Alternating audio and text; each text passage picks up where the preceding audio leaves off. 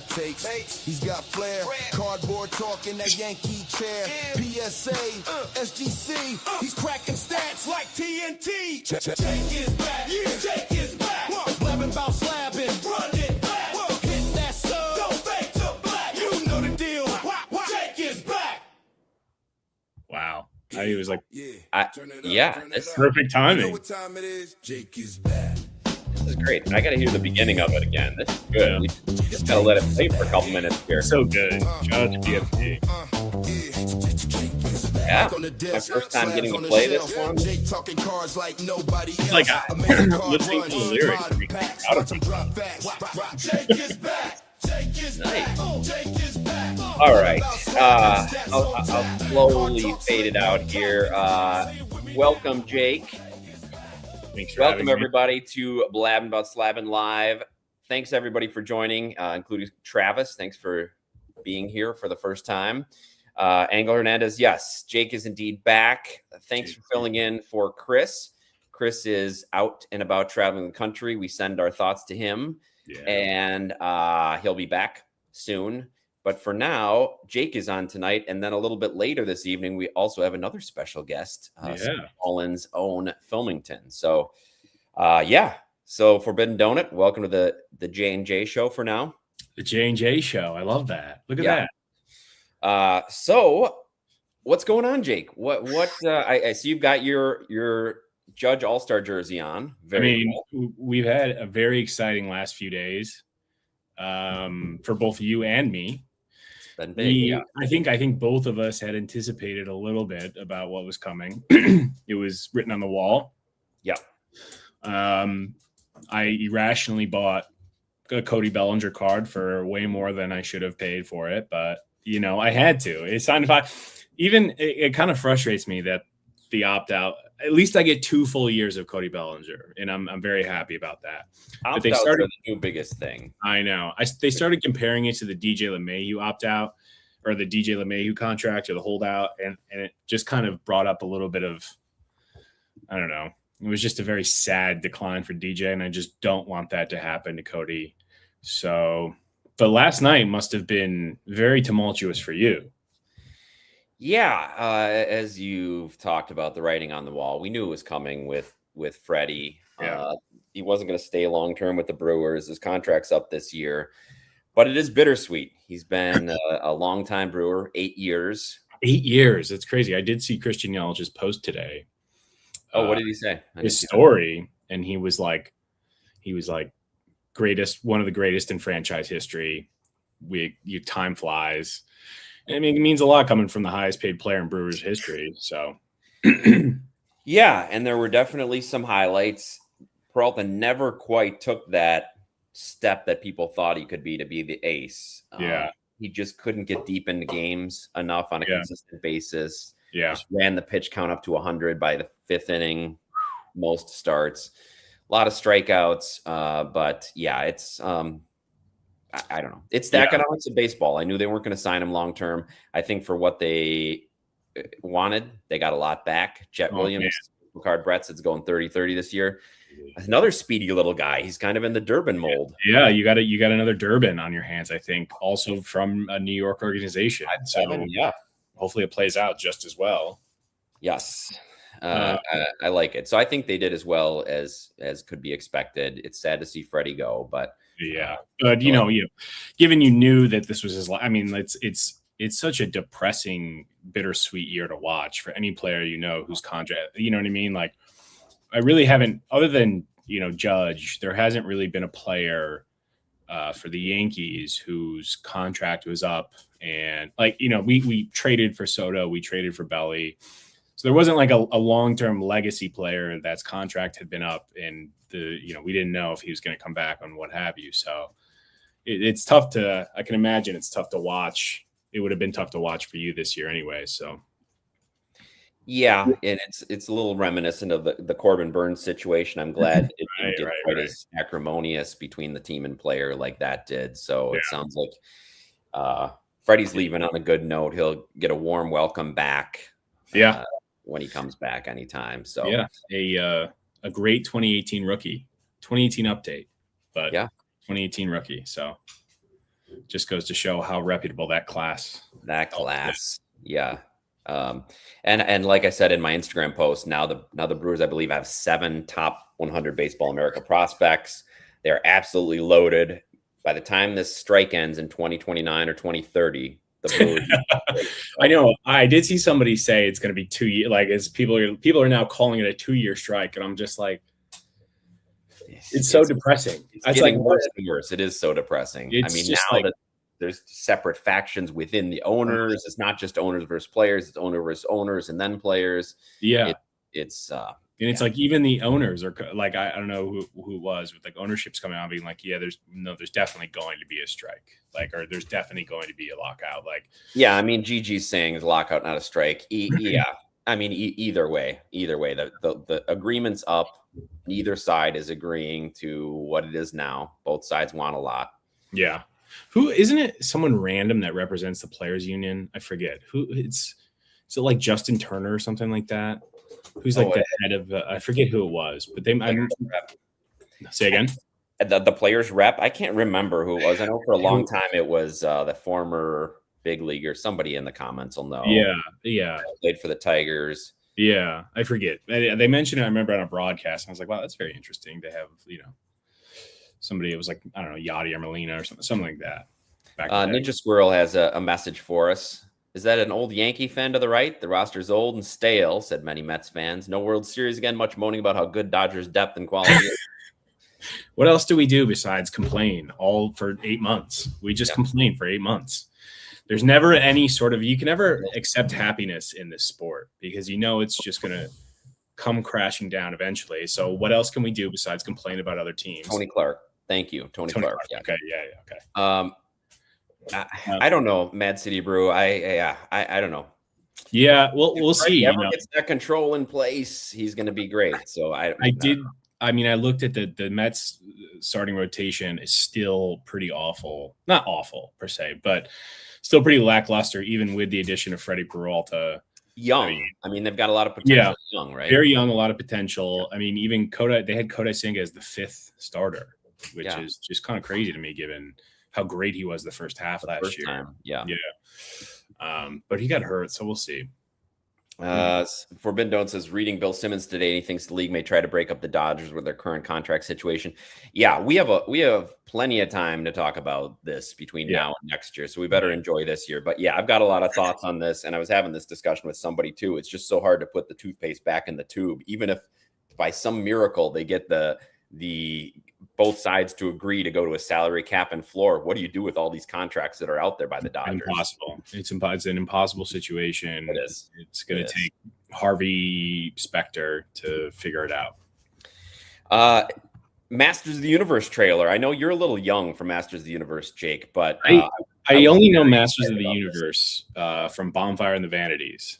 If we want to go deep, if you want to try and age me here, I did read the book, but yes, okay. No, I don't know what Masters of the Universe is. The first trailer came out today for it's the He-Man origin story, and it actually looks really good. It looks completely over the top and ridiculous, and I'm definitely going to be there. So for any 80s kids who like to watch the cartoon, I think it looks pretty good. Hey, I saw that you posted Origins got renewed for another third season. Yes. Let's give a round of applause, everybody, for Dalton Basement. Yeah, Dalton Basement might be back for more action in 2026. I do have a couple episodes coming up when the show comes back, but it did get renewed for next fall. So yes, he's a pivotal piece. It's like bringing back Office Space, without what's his face. It's like bringing back Office Space without who's the base. What's the guy's name? You can't bring back Origins without Dalton Basement. Oh, you mean like Michael Bolton? Yes. Yeah. Whatever it was. No. Who's the guy in the stapler guy in? Because I've got the stapler in the office. Yeah. A stapler. Yeah, my stapler. Exactly. It's like bringing back Office Space without him. You can't do it. Bob. Yes, thank you for Forbidden Donut, royally cheesed. Yes, thank you so much. Milton. Oh, Milton? Bob. That's my red stapler. Yeah. Dolph Lundgren, he was in the original live action Master of the Universe, which wasn't quite, didn't perform quite as well, but it is a cult favorite. Thank you, Kenneth. Much appreciated. Everybody's very excited about the renewal. Somebody else earlier had asked about the trailer for Maul. I don't know how much of a Star Wars fan you are, but the trailer dropped today for the Darth Maul animated series, and it looks awesome. Ooh, and looks like it has a lot of potential. So I checked in with my friend who did the Bad Batch, and that's where I got my chance to work on the Bad Batch. And she said, "Oh, right, you were really good." She freelanced a couple episodes on their show. Gotcha. Said it's really good. So yeah, it's kind of like a mob underground crime story. I mean, I've been meaning to like dedicate half my life to watching the various Star Wars spin-off series. And I started watching. It's like, I guess when you go to an office every day and you get home at 6, it's like your last 3 hours of the day are very precious in terms of what shows you watch. So I've been wanting to like binge watch Andorra Andor. Sorry. Yeah. And the other ones, whatever they are. But I just it gets a little much, and then it's a little overwhelming to think about. Yeah. And they are hit or miss. Yes. Yeah. Depends. It's obviously, geared towards a different crowd, I guess, rather than myself, but some of them are anyways, but yeah, well, I don't know if you watched last week's episode, but I see we're still stuck on the red stapler comment. So sadly, our comments are going slow again. I don't know what happened with that. So sorry, everybody, because I can see your comments in the YouTube. I see them now. They refresh, but they're not refreshing that great on on StreamYard. Yeah. Highlander reboot. I see some comments about okay. Anyways, a lot of TV and movie news, yes, but you Jake Shortprint today also recently got something in the mail from PSA, and I think we did. And it came just in time, about 10 minutes before we started this live stream. And everybody knows what this. I feel like maybe 90% of the chat gets packages from FedEx for only one reason, and so they know when they see the FedEx man, it's like the dog seeing the mailman. So I go nuts, and I've been watching for him all day, just waiting by the window. Waiting by the window, literally. My dog sits. We've got like a bay window in front of our house, and my dog literally sits on the my couch and just watches it. He's like, neighborhood patrol, and I was just right there with him the whole time, just looking for the FedEx guy. They said, obviously they give you that time frame. FedEx isn't as good as UPS. UPS gives you where the location of the driver is, so you can go stalk him and take your stuff from him. But FedEx doesn't have that feature. Like even Amazon does. It tells you how many stops away. Yep. It's like, I don't understand why any of those companies would give that information. It really opens you up to a lot of psychos doing dumb things. But finally came at like 5:50. I was very excited. So we're going to open this up. Crack it open and see what you got there. Yeah. We're gonna display. He missed FedEx today. Another chance tomorrow. His Otani is in there. There's nothing worse. No Otani's in this. This was a small sub, but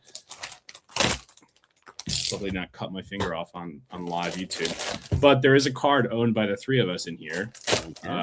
Yes. Congrats to Andrew Jones and what's his name? Carlos Beltran. Two field members of the Hall of Fame, for better or worse. So let's see here. Somebody mentioned Fanatics Collect is in extended bidding now, so I'm going to try to get on there and check out what I forgot.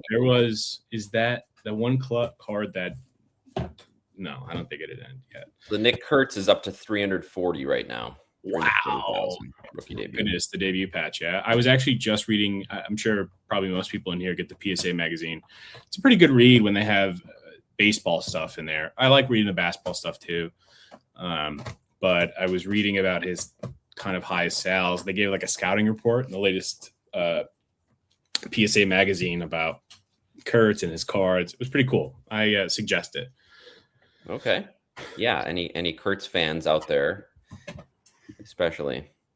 All right. So I'm going to start with, interestingly, these are the old slabs. So These are crackable. You can tell for sure. Yeah, I can tell when my fingernails rub against them. I couldn't tell with my last batch. I thought they were good. It was almost like I don't know, an in-between version or something. So I think I maybe have done this. This is a gummy slab. So I have got, all right. So I'm going to show, this is the card that's owned by the three of us. Oh, okay. Let's see it. Yeah. Well, I'm not going to slow reveal that, but. Congrats, Docs. Oh, okay. So tell people about this. So obviously Jeff, Chris, and I have opened an ungodly amount of 2020 Stadium Club Chrome over the years. And we have actually happened to occasionally hit some insanely rare cards that weren't your keynote cards. But if anybody knows this set, they know that I think the print run on these is 13 is what is rumored. Wave to 12, right? Okay, 12. That's no Sox fan saying 12. Yeah, I've heard various reports of 12 and 13. So in going back, I go to Chris's. Whenever I go to Chris's house, I love Chris is the and Mrs. Baseball Card Addict hates me for this. But every time I go to Chris's, I always leave all of the cards that we rip there, and she gets so mad at me. But I love going into and seeing all of the various cards that, here we go. That looks really nice. Yeah. It is a sweet card. I love going in and looking at, he's got, shoe boxes basically full of 20 base basically. And so in going back through all of the stock that we had, I had found maybe 5 to 10 various numbered refractors, and I found this. So great find, folks. Just a note to self is to go back and check all of the cards that you pulled over the years, because who knows, an insanely rare card may be hiding in there. That is a stat to remember. There are more copies of this baseball card than Rivera playoff earned runs against. That's insane. I mean, so cool. Yeah. So that's awesome. You can tell. So this is a card that I recently got in the mail. A very cheap base card that was a part of a set that I'm putting together. But you can tell how deep that sounds and how high that sounds. Love that. A different sound. It's a different feel. You can feel also with this back ridge is significantly raised on the gummy slabs. So there's a pretty big raise there versus on these, there's none. So good to know. All right. Yeah. I need to have Jake's fingernails check. Yeah. My latest batch. And because if you've ever, obviously I think we've all probably done this before, but gone in to crack a card expecting it to crack like glass, and it turns out it's the most difficult malleable plastic you've ever touched in your life. Yeah. So next thing you know, your hands are bruised and cut up. Yeah. The card is, and you've destroyed the card. Yep, absolutely. We've all done it. It's funny, I did it one time with and actually I guess it was kind of an expensive card now, but it was a 2017 update Judge SSP that got a PSA 8. And I thought it looked better than that. And it was the first time, this was like 3 years ago, the first time that they were introducing the gummy slabs before they discontinued them. And I just ruined the card.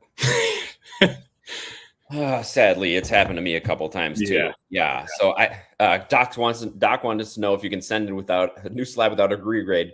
Can you request one of the old slabs? Yeah. They're going to ask you for it's going to be like farm to table, except for your preferred source of plastic.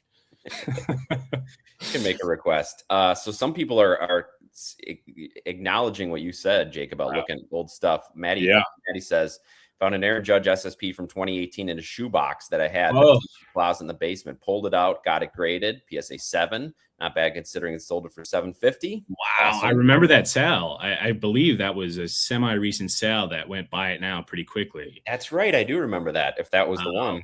Man, love seeing those sales, especially since I think this group is kind of exposed to that card. But it's a fantastic card from a fantastic set. So Travis found a Topps Chrome Jose Ramirez rookie purple refractor. Ooh, see, that's like the. Oh yeah. Speaking of which, I was digging through my old. I've probably got 50,000 base cards that I've accumulated over ripping blasters and hobby boxes, and then when Mrs. Parsons forces me to take the cards home from Chris's house, and I was throwing some random cards in, and I found a Ryan Weathers orange refractor number 25 from 2021 Stadium Club Chrome.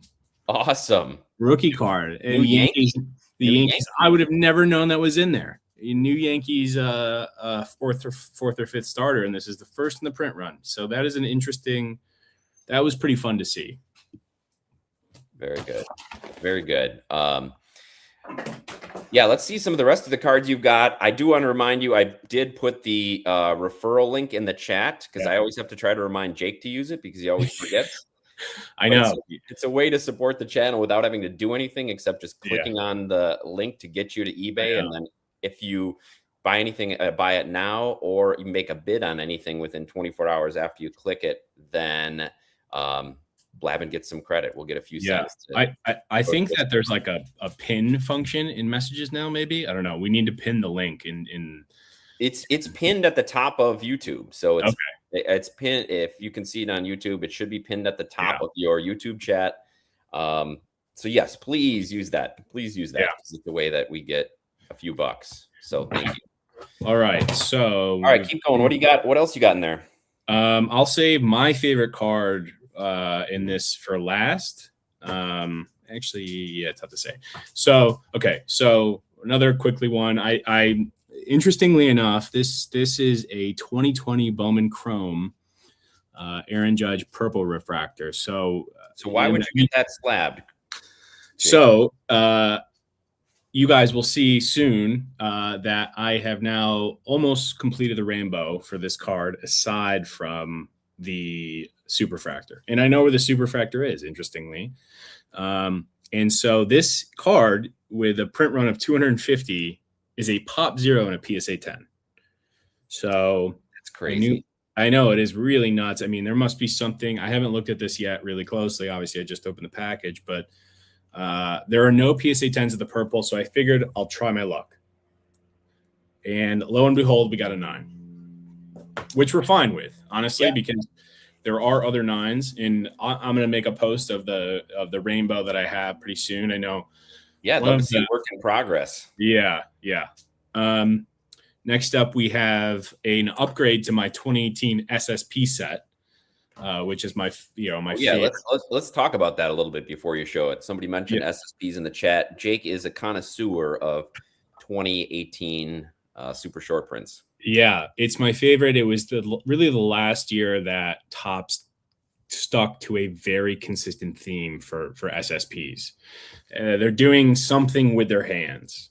But as you know, there's no rhyme or reason as to why they put anything on a card these days. Obviously, given they print so much, I think that they're probably spread a little thin. But I think this was the golden era of SSPs, or because they did it in 2017 and 2018, 2016, 2017, 2018. And it's very important to me also, given just the notoriety of the rookie class of the set. And so I really fell in love with it because of that. And so, my life, my really big collecting aspiration is to put this entire complete 990 card set together, including SSPs, SPs, and base cards. And you got a shout out, Jake, on the latest Spitballin' Cards video. I don't know if you got to watch it yet, but it was the guys doing a second year draft, looking at cards of players that you could get under a certain dollar threshold. And 2018 came up for Chris. I believe it was the Judge, in fact. That was his pick, and he mentioned that you have a nice photo of all the cards together. And they I do. I don't have it with me at the moment, but we'll look on your Instagram on Short Print Today. I actually been meaning to. So all right, so I actually completed the set. The biggest card in it is the 2018 Shohei Ohtani, the hand-on helmet. Yes. And I bought it a few years back when it wasn't an obscene price. And in fact, several of these cards have gone up substantially in price. And the scarcity, the rarity of them is insane. They still just don't surface ever. And that could be exactly the point we were talking about the Mo, is that people just threw them in boxes thinking they were base cards. So this card I've had a hard time finding as it is. And I found another. Now my goal that I've completed is to upgrade the cards to as high as grade as possible. The set is 50 cards. Mm-hmm. And I'd assume half of them are probably Hall of Fame players, which is a cool thing. So my biggest goal in collecting, aside from Judge and Cole, is getting the highest grades possible for this set. And so this was one of them that I got back. This here is the Yadier Molina, and this is a mint 9, which is a pop 2, and there are none higher. For a card that's 8 years old, for it to still be as low of pop as this, it just goes to show that I think that the total print run on these SSPs is less than 50. And so I have another card to couple with that is now the second copy that I own. That is the only other copy graded by PSA. I have the only 2 copies that are graded by PSA. So this is the Josh Donaldson. Former MVP. Yeah, former MVP, former Oakland Athletics great, Josh Donaldson. And so this is I have a PSA 9 as well. Shout out to Homer Dome for selling me that. And this is a PSA 8 that, these are pretty cheap raw. Obviously, if they come up, people aren't going to spend $1 for them. I don't think they particularly know what they are. But given that there are only 2 copies graded at PSA, it's just kind of a, tell-all sign of just how scarce the set is. Yeah. So very scarce. Is that on the PSA registry? Not the SSP set. And this is, I stupidly, obviously, this is the reason as to why I committed myself to completing the 2018 complete PSA set. Yeah. And this is why I showed this card earlier. Who buys a PSA 10 of a Nolan Arenado League Leaders card? But I do. And so maybe one of these days Alvin, shout out to Alvin. Maybe one of these days I will show off on Blabbin' one by one. Yeah, we should do a separate video where you can show. Yeah, we will. Maybe rank them, 50 to 1. Oh, a ranking. Yeah, rank them, right?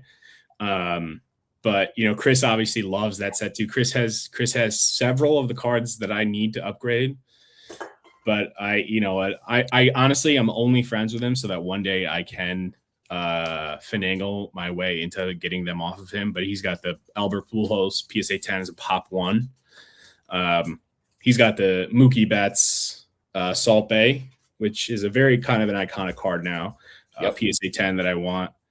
And I think he's got Albies. Yeah, of course. I don't know if he's got anybody else that I need. But either way, I've kind of immersed myself in this set so that I know who has what and where it is. Obviously, if anybody knows that they've become infatuated with a card or infatuated with the set, you do everything you can to find out everybody who has one. You've gotten Brandon's attention. Brandon is the sole reason as to why I have a positive net worth because of that Ohtani. Impressive. It is impressive. Brandon, great. One of the best collectors, one of the best PC collectors. Yeah. Really nice guy. Fantastic prices if you're buying cards from him. Go to him, ask for a massive discount. And hopefully he won't give it to you because he hooked me up with that Ohtani. He is the hand-on helmet source for me. And it was, I didn't really even know. I was in the midst of trying to put that set together, but I figured that would be kind of an important card piece of the set. And I think I had maybe just gotten my bonus at work. And I was like, you know what? Screw it. I was like, I had the same thought about Ohtani then as I do now, is that I can only see his card ascending in price.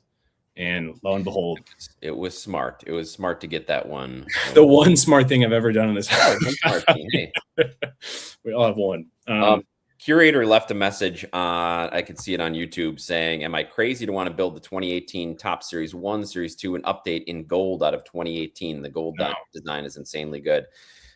Yeah, I don't think you're insane. I think 2018 parallels, it's one of the best years for parallels. We often talk about the Independence Day and Black Parallel being at the peak in 2018, but the gold is right there.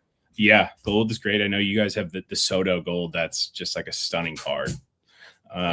But I've had people ask me, like, is it insane to put together the black, complete set of black PSA 10? And PSA 10, yeah. Or no, sorry, not PSA 10. I'm sorry. My dog is literally jumping on my thing. So I get distracted. Not a PSA 10, but the complete set of black parallels from that set. And I said, no, you're not. I've considered all of this. I've considered, and I think that we can say that our set collecting founding father is Ginter Gold Fever. We all aspire to be him in terms of completing a set. Yeah. So 2018 to me is 2006 Ginter for him.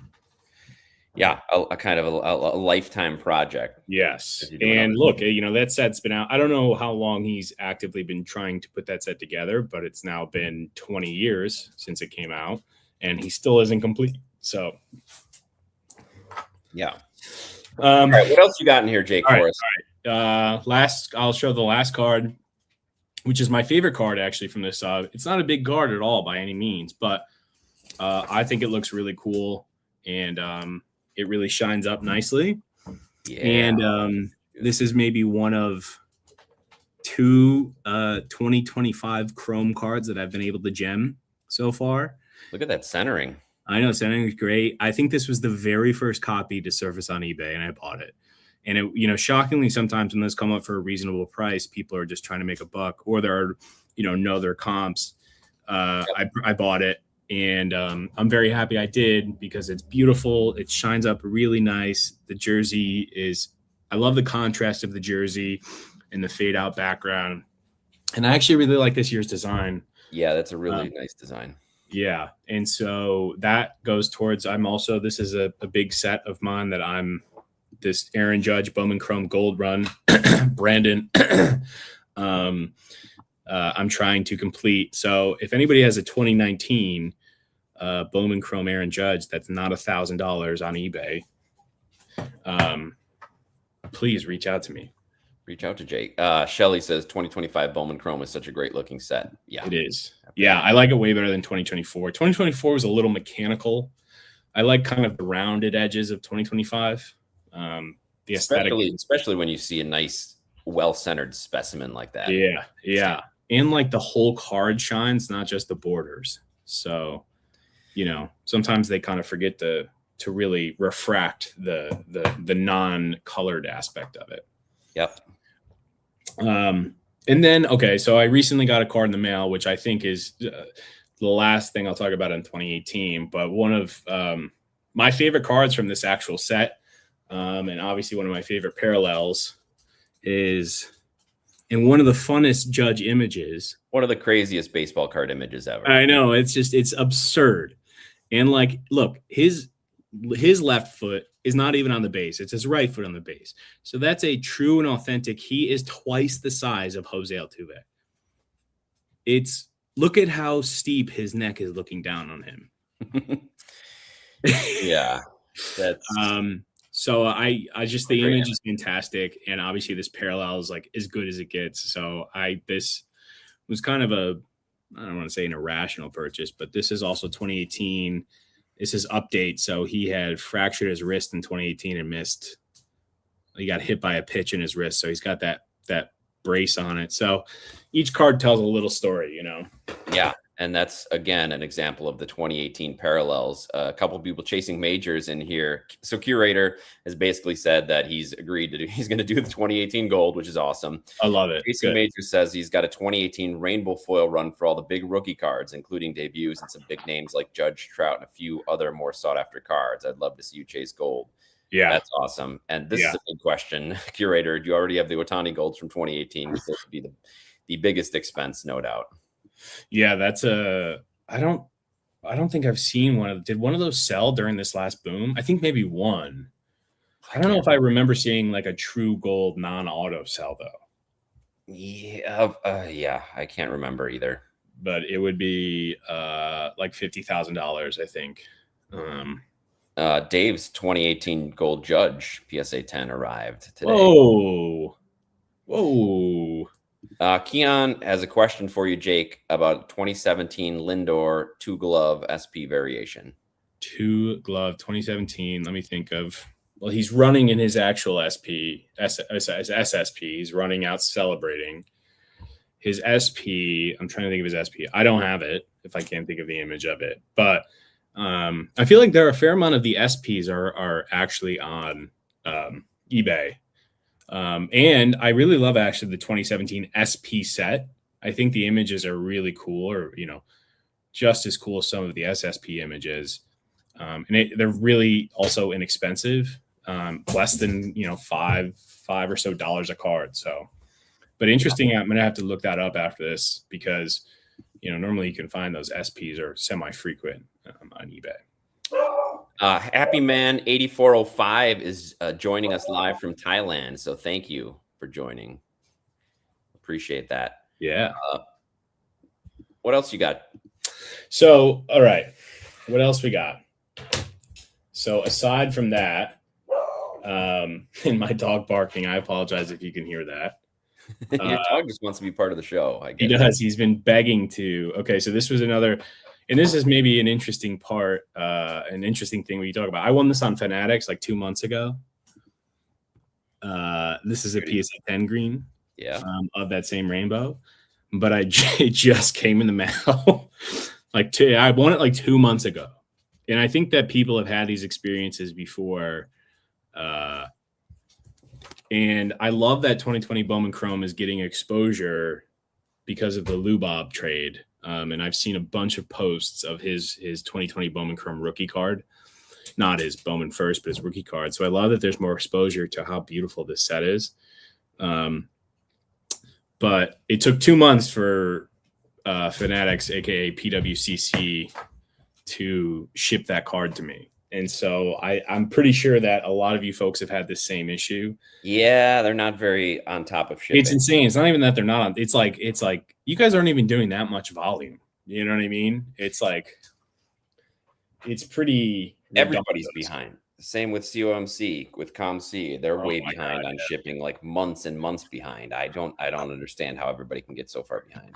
I feel as though COMC has always told me it's going to take 3 weeks to ship a card. It always tells you that your number like 106,000 in place. Yeah. And then it gets shipped like 3 days later. Obviously they churn them out.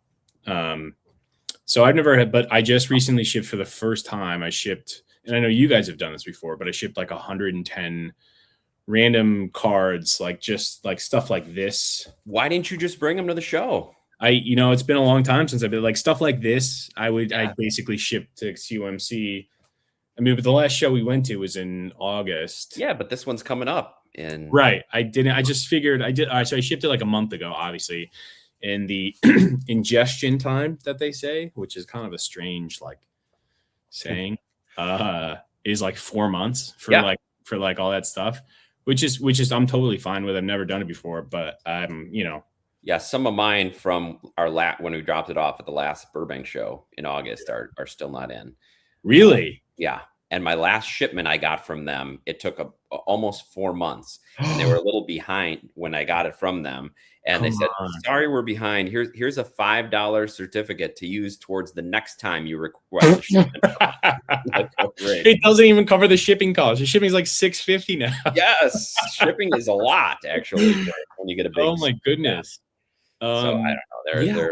You know what? I heard there were rumors swirling about ComC not doing well financially. It's hard to imagine considering the overhead is their rent and maybe their employee's salary. I had heard that too. I can't believe it. Yeah, it's hard to imagine but I hope it's not true. Obviously, people in the hobby love to be irrational and they're like, ship all your cards back from COMC now while you can, and it's like, okay, well, they're not going to hold our cards hostage. It belongs to us. You hope not. Yeah, I almost ran into that with PWCC. Oh, I remember that. I remember that. You had bigger cards. A lot of cards, like really big cards.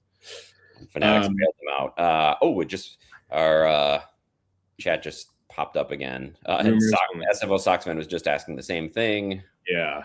Jason Majors, rumors only as well. Oh, Ginter Gold Fever. Thank you. Yes. He is enjoying your high praise. I can thank you. Well, my wife will thank you for us not having money because I spent it all on my favorite set. And I'm sure you've probably been familiar. Yeah, only 20 years. I'm sure you're familiar with that talk that you have to have with your significant other. Yeah. A card I bought that showed up that I bought immediately because I thought it was way underpriced, which I think is a fan favorite card, especially amongst my Braves friends, is this one right here. And I have actually already agreed to give this one to one of my very, very good friends in Baseball Card Addict. Not give it to him, but not give it to him, but sell it to him for what I paid for it on eBay. I basically bought it for him, but I got this in the mail, I don't know, yesterday, 2 days ago, and I hope he's not mad at me for sharing it prematurely here. Because what's the pop on that, Jake? That's a great question. Day one. I think I've never really seen a 10. I've never seen a 10 sell. But it was like really cheap compared. Like these cards raw used to sell for like over $200, and this 10 was like $140 or something like that. Really? So they've come down actually the opening day. It's come insanely down, and this one looks beautiful. All the back corners are sharp. Obviously, if you know, on 2020, this back corner here is impossible. Always that dark back, yeah. As you guys spoke about on the judge that Chris and I got back, but so I'm sorry, Chris, for revealing your card early. But I love that Chris. So Chris has that beautiful oversized box topper from opening day. Yes. I believe he shared it on here, right? Already? I believe he shared it somewhere, somehow. I'm not sure. At some point. But it's dual signed by Acuna and Freddie. And so I know he had previously had a 9 of this card. And so I'm very, very happy that he can now add a PSA 10 to his collection of this card, because I don't think there's anybody this card is more fit for in the world than Chris. I think his 2 favorite players by far, aside from Ohtani. So agreed. Well, 140, I agree. 7 Costanza. Christian is asking thoughts on Jackson Merrill cards. Been buying some Merrill rookie autos before the season. He's way down, so I think way down. And I think he's a great buy. I think he's a fan. He's like 22 years old. Yeah. And he produces at a big league level. Yeah, last year was a little bit of an off year for him, and then injuries. But if he bounces back to where he was his rookie season, I like the value there. We touched on this a little bit, Ninja Squirrel. Happy as far as it can be, as far as prospects go. Happy for that. Keon wants to know if I picked anything up. Oh, K. Cole, ComC shipments, mine were very expensive as well. So my $5 off for the next ship is going to do a lot. A real kick in the pants for sure. And I have picked up some cards. Inexplicably, though, I've been picking up some Christian Yelich cards. Love it. I love to see it. I love. I don't know. I think part of it is that I really like to buy cards. I really like to get new cards, and the price for his cards is so much lower than some of the other players that I collect now, that Chris and I have. Yeah. So recently, a 2014 Topps Chrome Atomic came up. I'd like to show this little beauty off. Those are a top 5 parallel. Oh man, it's got the rookie cup, and it's out of 10. It's incredible. It's beautiful. 10 out of 10. But I love the design with the rookie cup. Sadly, it's not a Brewer card, but it is a rookie cup, and it is the Sapphire out of 10. Well, Atomic, sorry. Yeah. But it's the Sapphire design. So I have been picking some cards up, as well as, and Jake, you'll appreciate these. Picked up this trio of Yelich cards. Oh, yes. Oh man, the old. Oh man, I'm so happy you got those. Yep. So 3 black ones. That's so great. second-year rookie cup. And I believe you got them for a fraction of, you got them for like a Jackson Merrill base card price, which is, they're just so worth it. An NL MVP who, year in and year out, obviously I know his injury history, but he's one of those players that he's one of those guys that I'm just baffled his cards are not more expensive. Yeah, he kind of reinvented himself a little bit as a leadoff guy last year. He's just had so many injuries he's dealt with. Yeah. If he could stay healthy, he could still make a Hall of Fame run. But I think so too. I think he wants to play this game for a long time. And as long as he can hold up, even if that means he'll have to move to more DHing.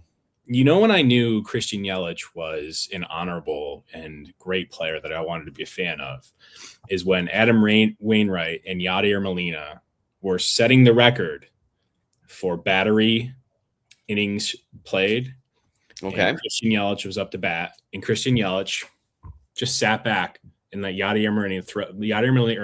let Adam Wainwright throw a strike. And later, Wainwright struck him out.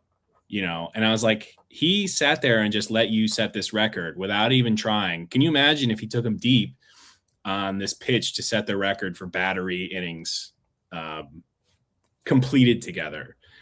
Go back and watch this. Yelich is a very stand-up guy. He sat there and just watched this fastball. Wainwright's notorious 91 mile per hour four-seam fastball right down the middle. And then was like, okay, let's resume the at-bat. You know what I mean? He kind of was like, all right, let's let this happen. He knew it was happening. And then Wainwright struck him out on some stupid curveball or something like that. But I was like, just walk the guy. Let him get on base at least. Give him some OPS credit. Yeah, he's a good guy. He's done a lot he's from California. He's done a lot for the communities out here with the wildfires. And so I'm a big fan of his. I see a couple comments that he should be a full-time DH. Yeah, I mean, with that helping now, if that can keep him in the lineup, yes, because his bat is his biggest asset for sure. Right. I love his swing too. I think about his and Cody Bellinger's swing. I really love the simplicity of the mechanics of it. Not a lot of movement, and just seems the ball just rockets when they hit it. So they have kind of a similar build. They're tall and slender guys, but they can get some serious power behind it. Last year when he hit that 495 foot in Colorado, that was insane. It was like breathtaking that I saw the stat. I was like, "There's 490. That's insane." Yeah. So I hope we have a lot of Brewer years. I don't know if you won a lot of Brewer years, but I do. Sadly, he signed that huge contract after he won the MVP, and then he was runner-up to Bellinger. In fact, in 2019, he would have won it if he didn't break his kneecap in September. But then he got that huge deal, and he's just really. What's crazy though is the market is almost caught up to that. $30 million isn't that much for. I know. In this day and age, I don't know if he'll be with the Brewers long term, but I would like to see that. I'd like to see him stay there. Yeah, I think he's just like become this anchor piece for them. Him and Willie Adames. Yeah, well, we miss Willie, that's for sure. Or sorry, who was it? Who was it? I've got a Huey card here. I forget who it was. Sorry. Oh, I like that. It's somewhere on this table, but yeah. No, it's not there. Damn it. Okay, I'll remember in a second. Okay, a couple comments I got to get to now that they updated. Curator, every time you think to rip some cards compared to a single of your PC, a single wins every time. To that end, so this card, this Yelich, it cost me $152. So cheap. Which, I mean, is a lot of money, but at the same time, it's basically what the price of a hobby box would be. And I'm going to get nothing remotely close to it. So, I agree, Curator. That's I was thinking about this last night, and I think about this often, and I think that a lot of our viewers can probably relate to this. But anytime I want to go buy a piece of clothing or any sort of personal purchase, I compare it to card terms. So like I'm looking at I'm with my wife and we're shopping and it's like a $30 t-shirt, and I say, that's a really nice, That's a really nice Ben Rice card. That's why you got to invest in the Kirkland underwear. Yeah, I know. Well, you know what? I'm a huge Chris Kirkland guy now. The But it's funny. I think a lot of people here can probably relate to that, where it's all in card comparisons. Like I go out to dinner and the main course is like, I don't know, $40. If it's a nice dinner or something, I'm like, all right, well, total bill's gonna be like $120. That's a decent judge. That's a Bowman Chrome Gold judge card. Yeah. It's a sad thing. It's a sad reality us collectors probably face. But anyway, sorry. Yeah, we think of it in terms of cards. I think that's relatable and understandable. I think I have to get to this comment. I think I saw from friend of the show, Quinn. Yes, for troop's sake. I saw a couple comments on here. Welcome to the show. My vets and I are going to get together, catch up on your video. We've got a lot of videos. Awesome. We did our top pickups of 2025 sometime that you guys might enjoy. So thank you for continuing to watch the channel, and we've got to get some more cards out to you. We'll see if we can dig some stuff up to send to your group here. But thanks for tuning in again. Some of the most informative content on there, folks. Just cut right through the BS. Yep, got to do it. Alvin's not a fan of Costco clothing. Unbelievable, Alvin. Not going to get that sponsorship. We're angling for that Kirkland sponsorship. Yeah, when Cody Bellinger, so Alvin, I don't know, somehow gets both his eBay updates and his Jeff Passan updates before I get them. And so I admittedly, anytime my phone rings and it's Alvin, I'm like, he was the one who said Kyle Tucker to the Dodgers. Like, he's the one who had all this breaking news. And so I've been waiting for him to say Belly to the Yankees. And he did. He did 2 days ago or whatever it was. He was the one who broke the news to me. But his hatred on Costco clothing is blasphemous. So yeah, I believe this must be from a baseball card addict checking in Costco boxer briefs, hug the body in just the right way. Another endorsement for Mike Somerville. Yeah. I would wear all of their industrialized products are fantastic. Golf clubs, they've got their tequila, their whiskey. It's all very good. It's all good stuff. Great quality. Situational Adventures is appreciating the spitballing video that we were talking about earlier, the second-year cards. I was not there for part of it, although I did catch some strays in the video from Filmington, who should be on here shortly. But maybe because Jeff, a lot of drama between the spitball and four. Yeah, a lot of back and forth. It's like a band of brothers. Yeah, I tell you. This is great to hear. Yeah, we love to talk cards and expand the hobby in any way possible. So, thanks for sharing us with you. Yeah, and he's just as nice of a guy in real life, and he's funnier in real life. Really funny? Yeah. Well, I appreciate that. It's a little harder to be funny on here, right? Tough. Yeah. Well, Chris and Jake handle that. Chris, Jake, and Norm McDonald handle all that. Yeah. Oh my goodness. Here we go. Yeah. Somebody earlier had referenced my dislike, my lack of love. Thank you for putting it that way. Most would say that I hate Norm McDonald. That's not true. Timmy Two Hobbies ringing in. I believe he's talking about Kirkland golf balls. Yes. Timmy Two Hobbies is your second hobby golf. I'm going to assume it is if you use Kirkland golf balls, but they do make a fine golf product. They also make, here's a huge plug, and honestly, they're not cheap compared to most Kirkland products. Their sheets are fantastic. Really? They're well made. They're super soft, but they're not particularly cheap. They're not like you would assume like an Amazon. But I promise you, my word on it, money back guarantee. Go buy a set of Kirkland sheets.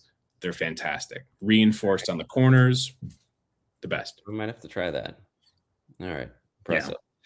Yeah. SFO Sox fan said the eye roll Filmington gave Chris when Chris chose the Judge SSP as his best second-year card was spectacular. That's the one we were talking about earlier. Jake, yeah, this is a good chance to, and Crazy Cryptids, welcome. Plug the Patreon, because there's a lot of discussions like this going on in the Spitball and Patreon. It's a really active community. I think we have over a couple hundred people now in there. So if you are looking to talk cards and talk smack and show your pickups and look for new cards, think about joining the Patreon. It's $10 a month, a way of supporting the 5 of us that do the show, Spitballs. Yeah. So check it out if you're interested in that. It's interesting that too, because I know that Chris has I think maybe my favorite second year Aaron Judge card. So for him to choose that one obviously makes me very happy, but very interesting that. Which one? The Heritage Gold refractor. Well, there was a price limit. Oh, $500 or less. Okay, yeah. Sorry. Yes, like a staggered price limit as you went down. So it had he's right. I'm sorry. He's right. He's right. Because you can buy that card raw for $200 to $300, and it's a set that is renowned, according to me. Yeah, according to you and many other people. Situational Adventures. Chris has a Costco membership. I do not, but he often gets me stuff from there, like egg whites for protein shakes, and they have protein bars there that are really good. Yeah. And so I always ask him to see if they're in. They haven't been in lately, but I'm sure the granola bars are the same. Yeah, Chris's house has not only 6 dozen cartons of egg whites, but also 6 dozen eggs. You would think he's Ronnie Coleman or any one of those guys by looking in his fridge. I love it. It's just a meathead's dream, which Chris is, and me too.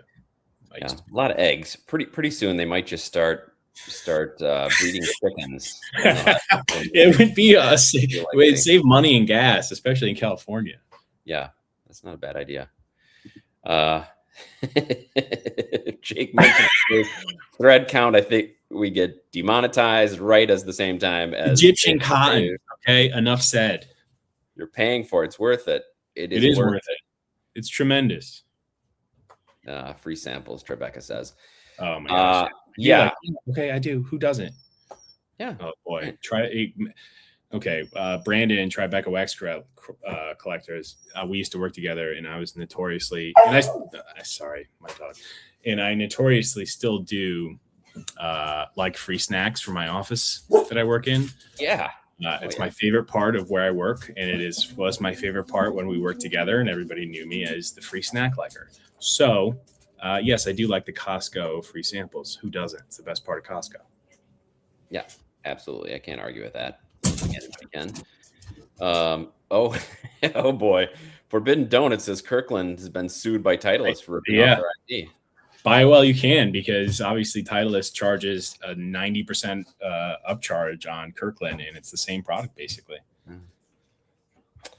Tribeca says that you are going to be raiding people's desks.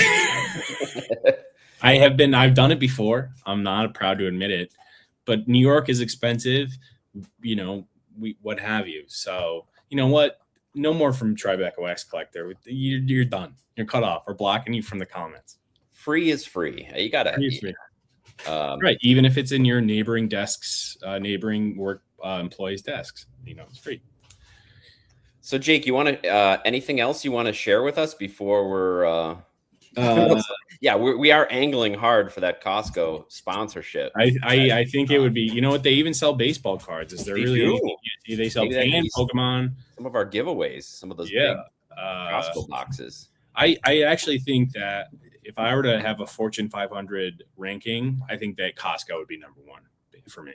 Really? I just can't really think of a better company that is more authentic and true to their brand. I mean, 60 Minutes. I don't know if anybody watches 60 Minutes here, but the president CEO has worked for the company for 30 plus years, started as a stock manager or stock guy, whatever. And he was interviewed by 60 Minutes, and he had his name tag on from 30 years ago. And it was great. Love it. And he was like, you know what? We're keeping the hot dogs at $1.50. We keep the product, the quality high. We make sure before we put on them. I can't say enough about. You know what? We're going to call this Blabbing About Costco. Today's episode is Blabbing About Costco. Mad City Brew with a question for you before you go. I've got 2 dogs. One of them is Leroy Satchel Paige, and the other one is Judy. No baseball affiliate. But Leroy's the young, he's the pup, and then Judy's the one that just howled under my desk because I have a bag of treats that I was trying to keep her occupied with while I was doing this. Sometimes it works, sometimes it doesn't. Yeah. Anyways, I know you guys are in for a treat.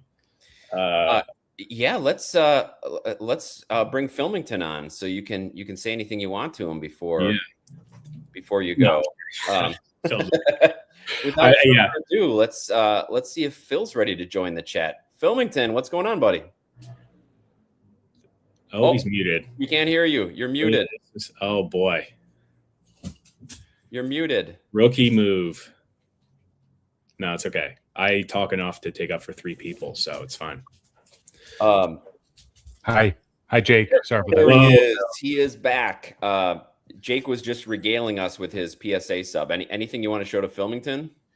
I don't have any Bowman that Filmington. Well, the Bowman not really into the Bowman anymore. He's kind of moved on. Whoa, I gotta pay the $10 to join the Patreon.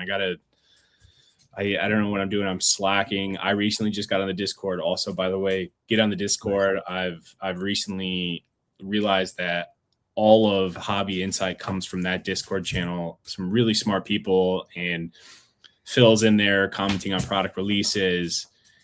And it's about as much information. If you're like in this hobby and you want to be involved more, I'd say join that Discord. It's fantastic. All right. Thanks for the Discord promotion.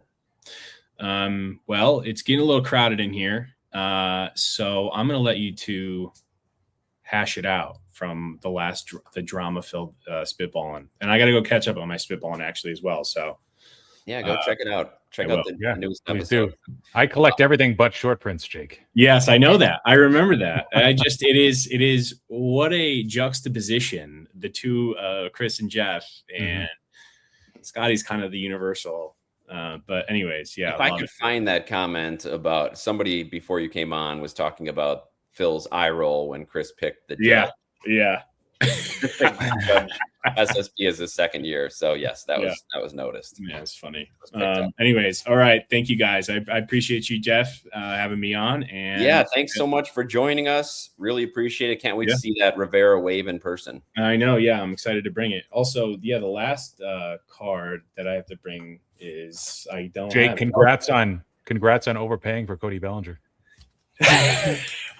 Look, so you know what? You sound like a Yankee fan commenting on a New York Post article. I was reading on a tabloid article, because every single New York, every tabloid person, we bought 5 years, 162. It's like, where are they going to spend their money? There's nobody left. Right, there's nobody left. Everybody. Yeah. The Dodgers took all the good I'm players. looking forward to him having hopefully a productive year. Yeah, and then he'll opt out and sign for more. It just makes me so sad. All right. We'll leave on the note. All right. Thanks so much. If everybody's looking for Jake, follow him on Short Print Today on Instagram. You can see that 2018 SSP set. Yeah, that's right. I got to update it. Okay, with the newest grades. Bye, guys. Put it up there. All right. See you, buddy. Phil, thanks for joining us. Yeah.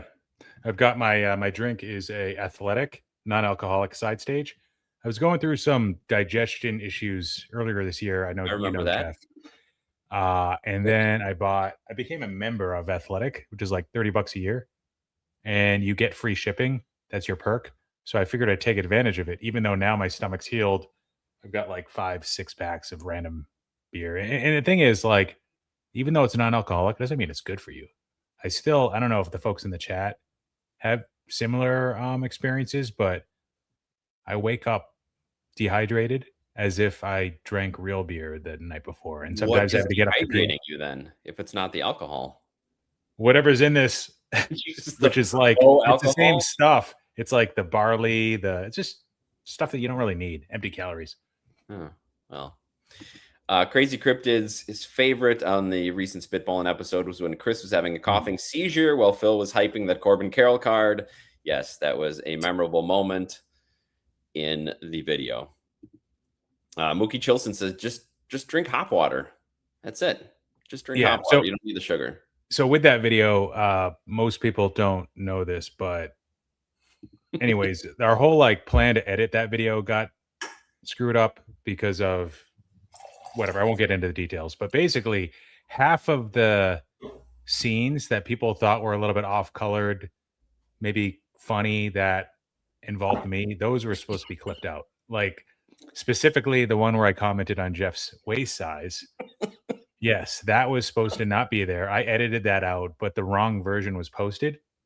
And the fact that now Jeff knows that we tried to edit it out and it was a mistake that it was there makes it feel more sincere, as if we really were making fun of his waist size.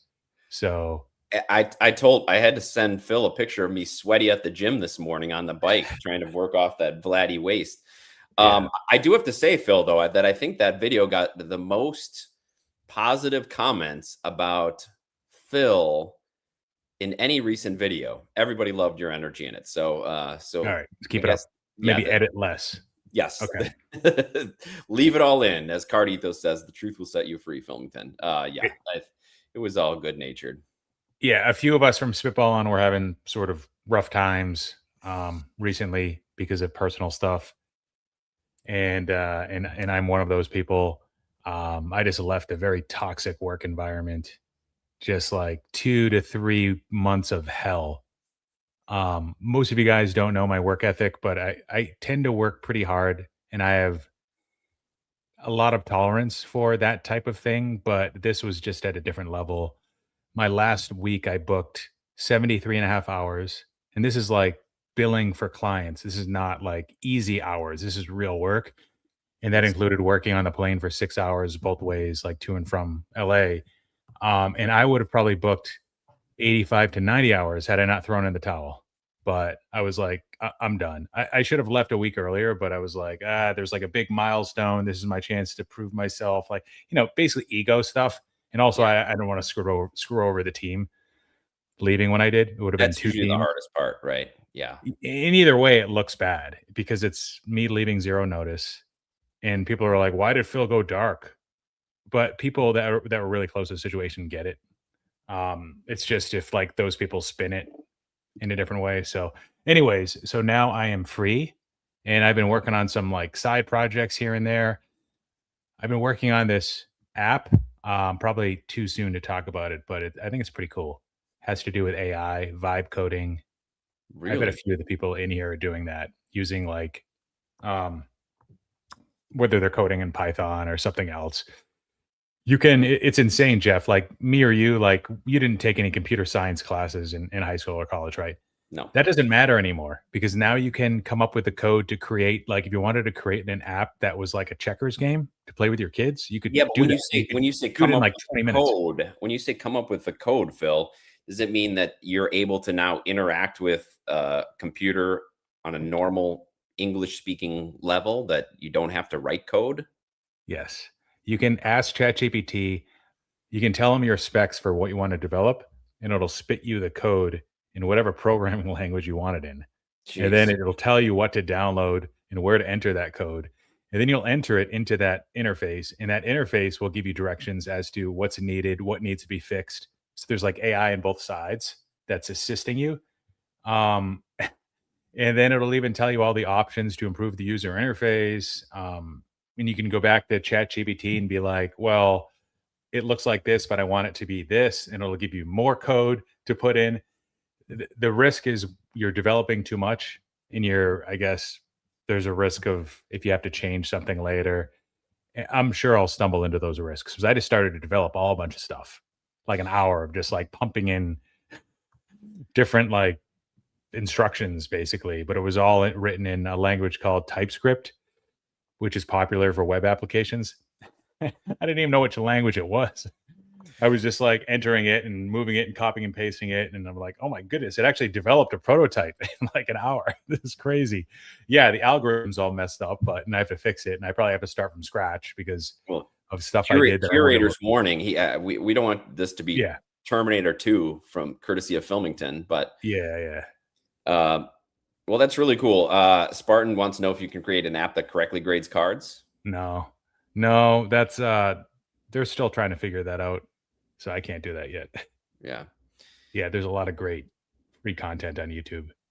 A couple questions about Chrome Basketball Sapphire. For those of you who don't know, that Topps Chrome Basketball Sapphire, the first Sapphire product since Topps regained the basketball license, went on sale today. It was an EQL drop, which means basically everybody gets a fair chance, supposedly. And I entered it. Phil did not, for reasons he can get into later, but I entered it to buy my 2 boxes at $999. I did not win, sadly. But I hear that they're going for $4,000 already. Yeah. That's quite a flip. And I guess kind of obvious because of how limited Sapphire has been for baseball. If they kept that constant for baseball, and if you look at like what they did with the first flagship release, the Chrome release, print runs have been not the same, but pretty close. Like the first basketball release versus the most recent baseball release. So if they kept Sapphire the same, I forgot how many boxes, like 10,000 boxes, something like that, 8,000 boxes. Then yeah, I guess this is really showing the potential for Fanatics to make a killing on basketball and football products because the demand is there. Absolutely. And good for Fanatics for transitioning a lot of those former Panini customers over and continuing to pay those high prices.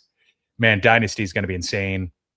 People are speculating what Dynasty is going to be. What do you think, Phil? If you had to predict right now, what is the MSRP going to be on the first basketball Dynasty? Are we going to see like $24.99, $3,000? Yeah, at least. Even just for their initial, because man, because Dynasty is still 1 card, right? Yeah. Could get something awesome though that pays off the box. Yeah, or you could get like a Trae Young game use patch. Man, I want to see what like Definitive does and some of the other patch products. Like how well are they going to do in basketball? That'll be cool to see. Yeah, I'm excited to see what they're going to do with it. I'm also interested to see if they're going to continue to use the same base design for basketball and football. This baseball, people are talking about, it seems really baseball centric with the stitching motif on the left side. If they're going to keep that or if they're going to adjust it. Yeah. Oh, good Lord, Chasing Majors. Come on. 8K. Yeah, I saw on DealerNet people were trying to buy it at 4,000 and there weren't really many sellers at all. I wonder how many. And then on eBay, I'm like, somebody sold their box too early on eBay for under 3,000. It was like $29.99 or $2,999. And best offer was accepted. So I was like refreshing my screen and I'm like, maybe I'll get the next person, but yeah, I'd have to do that for hours and maybe I would have got someone, but yeah. Chasing Majors saying $29.99. Yeah, that's probably where. Yeah, there's 32 cards, SFO Sox fan, 32 cards in the Sapphire box. And to be honest, the rookie class isn't that great, right? For NBA, I mean, you got Cooper Flag as the headliner, but man, 3 more sales around 8K. Yeah, so that's $200 a card, more than $200 a card. We used to throw a fit with baseball when you were paying more than like $5 a card or $1 a card. Yeah. So $5. So Chrome update Sapphire baseball. I just got a box. One of the more recent auctions that went off tonight. I was able to get a box for like 570. Yep. Which is basically just about what it cost. So it was up and then it's come back down substantially. Right. So that's like $15 a card, a little bit more than that. Yeah. Yeah. And people are paying $200 plus a card for basketball. Interesting. Yeah.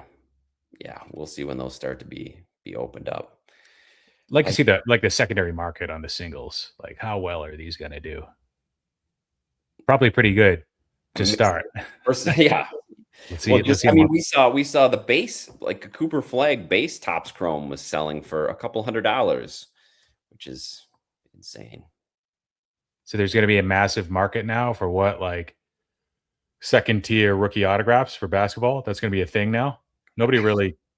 I mean, I know it's mattered in the past, but not to the level that we care about those on the hierarchy for baseball, right? Yeah, well, we don't know what sets they're going to be producing, right? Are they going to try to get 50 sets in basketball and 50 sets in football like they do in baseball? Or are they going to, now that they're basically starting from scratch, are they going to try to actually create some tiers going up? I don't know. And what's going to be the equivalent of the out of 10 gold for basketball and football with Prism? Is it just going to be like, is the black going to be that super sought after card that people are pumping on Facebook and on Instagram? Or is it going to be just the super fractor? Is it going to be the out of 50 golds? Is that going to be rare enough for these people? The autograph version of that, it should be interesting to see this shake out for sure. Yeah, Mookie, learn tonight that second year Cooper flag is the way to go. That's right. Wait for those rookie cup trophies next year. Curator, thing with basketball is the first of its kind since 2015. I think even earlier than that, right? Tops. So hype is real. I think unopened will hold if any of the players hold importance. Ripping is just down, right, not good. Okay. Not good ROI. Yeah. So you're saying keep it sealed. Yeah. Oh, yeah. Ball cards in the attic saw Blaz team break on eBay. Each team was bid on. Thunder went for $470, Lakers went for $580, and Mavs went for $820, and they didn't pull anything good at all. Yeah, I wonder what their total take in was for that, because they got a lot of boxes at $9.99, so that's a pretty nice return. Jeez. Okay, Chasing Majors says calculated a print run of 950 base cards per play. So assuming that the checklist is like 300-ish cards, yeah, that's pretty limited, but it's similar to baseball, I think, again. And how many of those players will have a demand even of 950 cards? 25, 50 of them will have some kind of demand. I don't know. I wish I knew more about basketball to talk about this. Or maybe I don't wish I knew more. Yeah, it's getting a little crazy. But one thing I do want to say is while Phil is here, we're not doing trivia tonight in the absence of Chris, but we're gonna have a contest. We're gonna have 2 contests, and we've got some prizes here: an Eddie Rush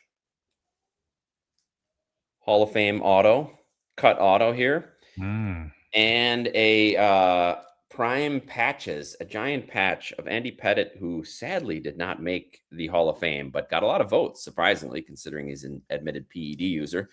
So we've got a couple prizes, and we've got a couple contests that Phil is going to be running. We're going to actually ask Phil a couple questions about his infamous sealed wax collection, which just keeps growing and growing. How's the collection doing? It's doing well. I actually picked up a few more boxes today. Wasn't really expecting to, but the boxes that in question that are some other ones.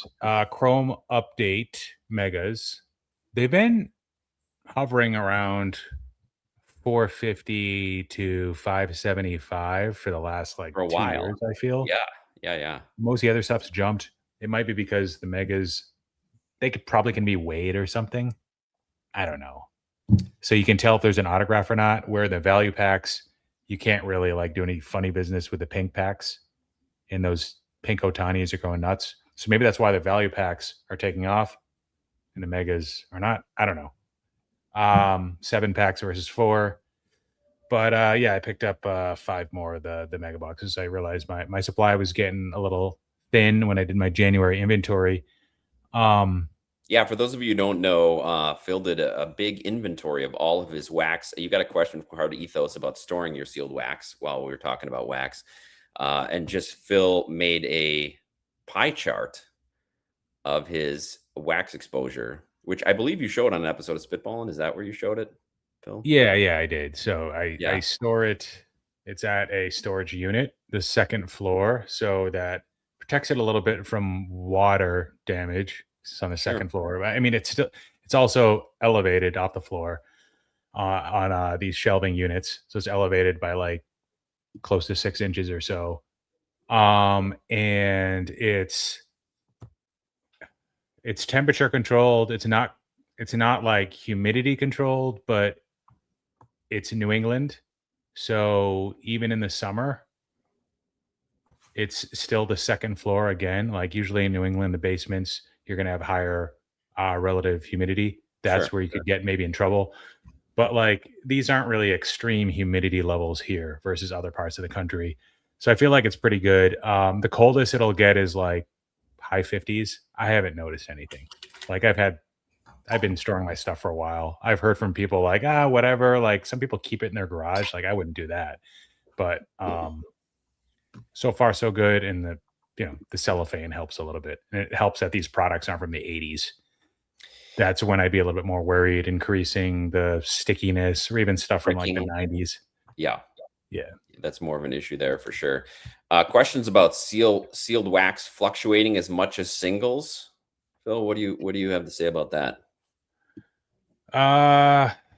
Well, you're buying a portfolio of players, but a lot of the times there'll be just one hit. Like if you're buying a sealed product from 10 to 15 years ago, then it's usually going to be pretty tied to the player. The nice thing is, of course, in theory, over time, more and more wax gets opened. So it makes the supply more limited. It makes you have a little bit of an edge if you are to sell it, more leverage because there's going to be fewer available for sale or fewer just available in general. But what I've noticed is wax that's more than 5 years old doesn't really get opened much. So who's holding it? People like me, resellers, retail stores. Very few people. There's not that much demand to open that stuff. So it tends to make it so you're not going to see those like massive spikes unless it's 2018, 2017. And again, that's not really old product. Older, but it's not exactly old. So sometimes it takes a while for the wax to also adjust to like swings in the underlying players like Ohtani or Judge. But that gives me an advantage because I'm like, I miss like the 2X move on Ohtani, but the wax is still unchanged, like was the case basically with 2018 Topps update. Basically unchanged. Maybe it went up 10% and now it's up 50% for a long time. Probably. Yeah. Yeah, it jumped to 1800. And now blasters on eBay, they're starting to sell for like close to 400, although they're still available for 325 on blowout. Pretty good value. That's about this. I'd probably rather take a hobby box at 1800 than a blaster at 325, but it is getting that level where it's getting pretty close. Like when hobby boxes go above 2000, I'll buy all the blasters on blowout. You can only buy 20 at a time, but I'll start to buy those if they're still at 325. But blowout probably won't do that. Blowout's really fast with increasing prices. They'll adjust it to reflect it. Yeah. Don't sleep on, blowout will probably forget about this and I could probably get it in the morning. And I don't really know about this. Like if you think it's a good deal, it's on blowout, especially if their eBay price went up, but their blowout price hasn't been changed yet. Then make the move. Or is that DA Card World that double lists? Or is it both of them? Probably both. Yeah. I want to get one more question to you about your collection. Where was that? First of all, G1 Nuki. Nice. Excited to receive my first rookie card explosion box tomorrow, just in time to be iced in for a few days. Yeah, everybody's getting some cold spots in the Midwest and Northeast. Rookie card explosion box. Give us a 30-second plug for what that is, Phil, because I think there's some people on the channel who don't know what your product is. Yeah, so what I do is I curate lineups. Everybody gets a standard lineup of packs every month, and it's different from one month to the next. I try to include good stuff that I would open myself. During the season, it's going to be timed really well. It's going to be relevant with, Francisco Lindor is the MVP leader right now based on Vegas odds after the first 2 or 3 months. So I'll feature him. If the Dodgers are making noise in the playoffs, I'll put some Ohtani stuff in there. I do have still a lot of concentration around 2018, 2017. But yeah, I mean, the first year I did this, I think I did and I only had one product at the time, meaning one offering. Now I have an original and a high-end box. I had 81 unique SKUs the first year. So I like to switch things up. I've got a wide variety of stuff in the inventory that I can constantly feature. I will be making some changes though. So this, by the way, rcexplosionbox.com. Hi, Scott. If you want to learn more about it, later this year, I will be consolidating original and high end. Going into one product? Yeah, and there's some business reasons for that, but I think it's going to be a good thing for customers because today you can't get the premium packs in the original box, which is $88 a month, because there's just not enough room for like a $40 pack. It's going to destroy the rest of the lineup. And the high-end packs, the floor is horrible because all it is like 4 high-end packs. So you're getting this month, for instance, a pack of Chrome Update Jumbo Cosmic, 24 Bowman Chrome or 2011 Bowman Draft, one that Scott would probably think was cool. Maybe you too, Jeff. And then one other pack, forget what it is. Something good. But like, what are the chances you'll get your money back on that? Probably pretty slim. What are the chances you'll break $100 on that? Probably pretty slim. So what I'm going to do is the original box and the high-end box are going to come together, probably at the high-end price point. But what that will allow me to do is for that new box to be 8 packs instead of 4, for there to be quantity and quality in a much higher floor for those that are opening it and wanting to get some return. So yeah, and the cost now, the cost for opening wax, we've talked about a lot on the show, is getting prohibitive for new products. So this is a way to actually get your hands on some packs and have some fun opening something where you may actually get something fun. And Phil does a YouTube preview of all of his monthly offerings. It's a lot of fun to watch. So I shoot for a market value. So like when I write up these lineups, I shoot for a market value for the high end, which will be the new offering, about $145 in market values. If you were to buy those hobby boxes at like market rates, not always blowouts prices, somewhere between like blowout and like eBay auction prices.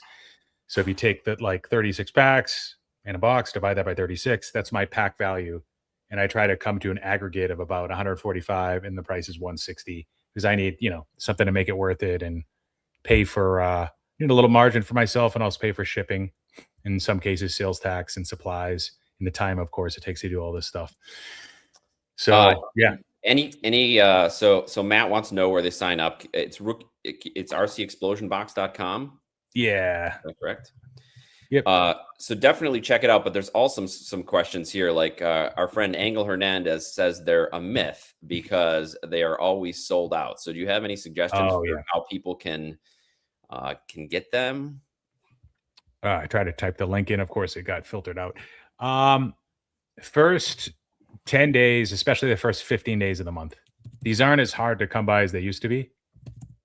I have like a really high quantity usually for the first 10 days. And then when I start to put them together and then really look at, okay, how many, I try to like have these in multiples of 12, if not multiples of 6.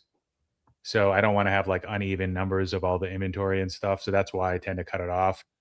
So like, 200, I used to do 260 in original, and that number came down when we did high end because a lot of people left to join high end and do original. So 144 or 132, which is 12 off from 144. And then I try to kind of see where we're at the 10th of the month. And okay, are we going to hit that number or do I need to take this down? Should I take this up a little bit? But yeah, first 10 days of the month, you should be able to get any product, just not football. Football is just impossible to get. A couple things here. Aldelas, which I agree with Wager, the majority of the audience here would be more interested in pre-COVID on open product, which a lot of this is. So definitely check it out. I put the link in the chat, and I'll also make sure it's in the description. This is a great idea, Phil. Michigan Cards and Graphs that add an exclusive purchase window before the general sale for Discord members. Another reason for people to join the Discord. Yeah, there's definitely some opportunities for partnering a little bit there, but yeah, we'd need to figure out what that would be. So like, yeah, not to go down that rabbit hole, but yeah. All right. So definitely check that out. But related to that, our contest tonight. So as I showed you the 2 prizes, so we're going to do a contest and it's going to be answered in the chat, which it seems like our chat is working, thankfully. So the winner gets their choice of the Eddie Rush Hall of Fame autograph or the Andy Pettitte. And the question is, how many hobby boxes. Wait, let me see if I can find my. Oh man, I don't even have it here. My single hobby box. How many hobby boxes of 2018 Topps Update does Phil have in his wax collection?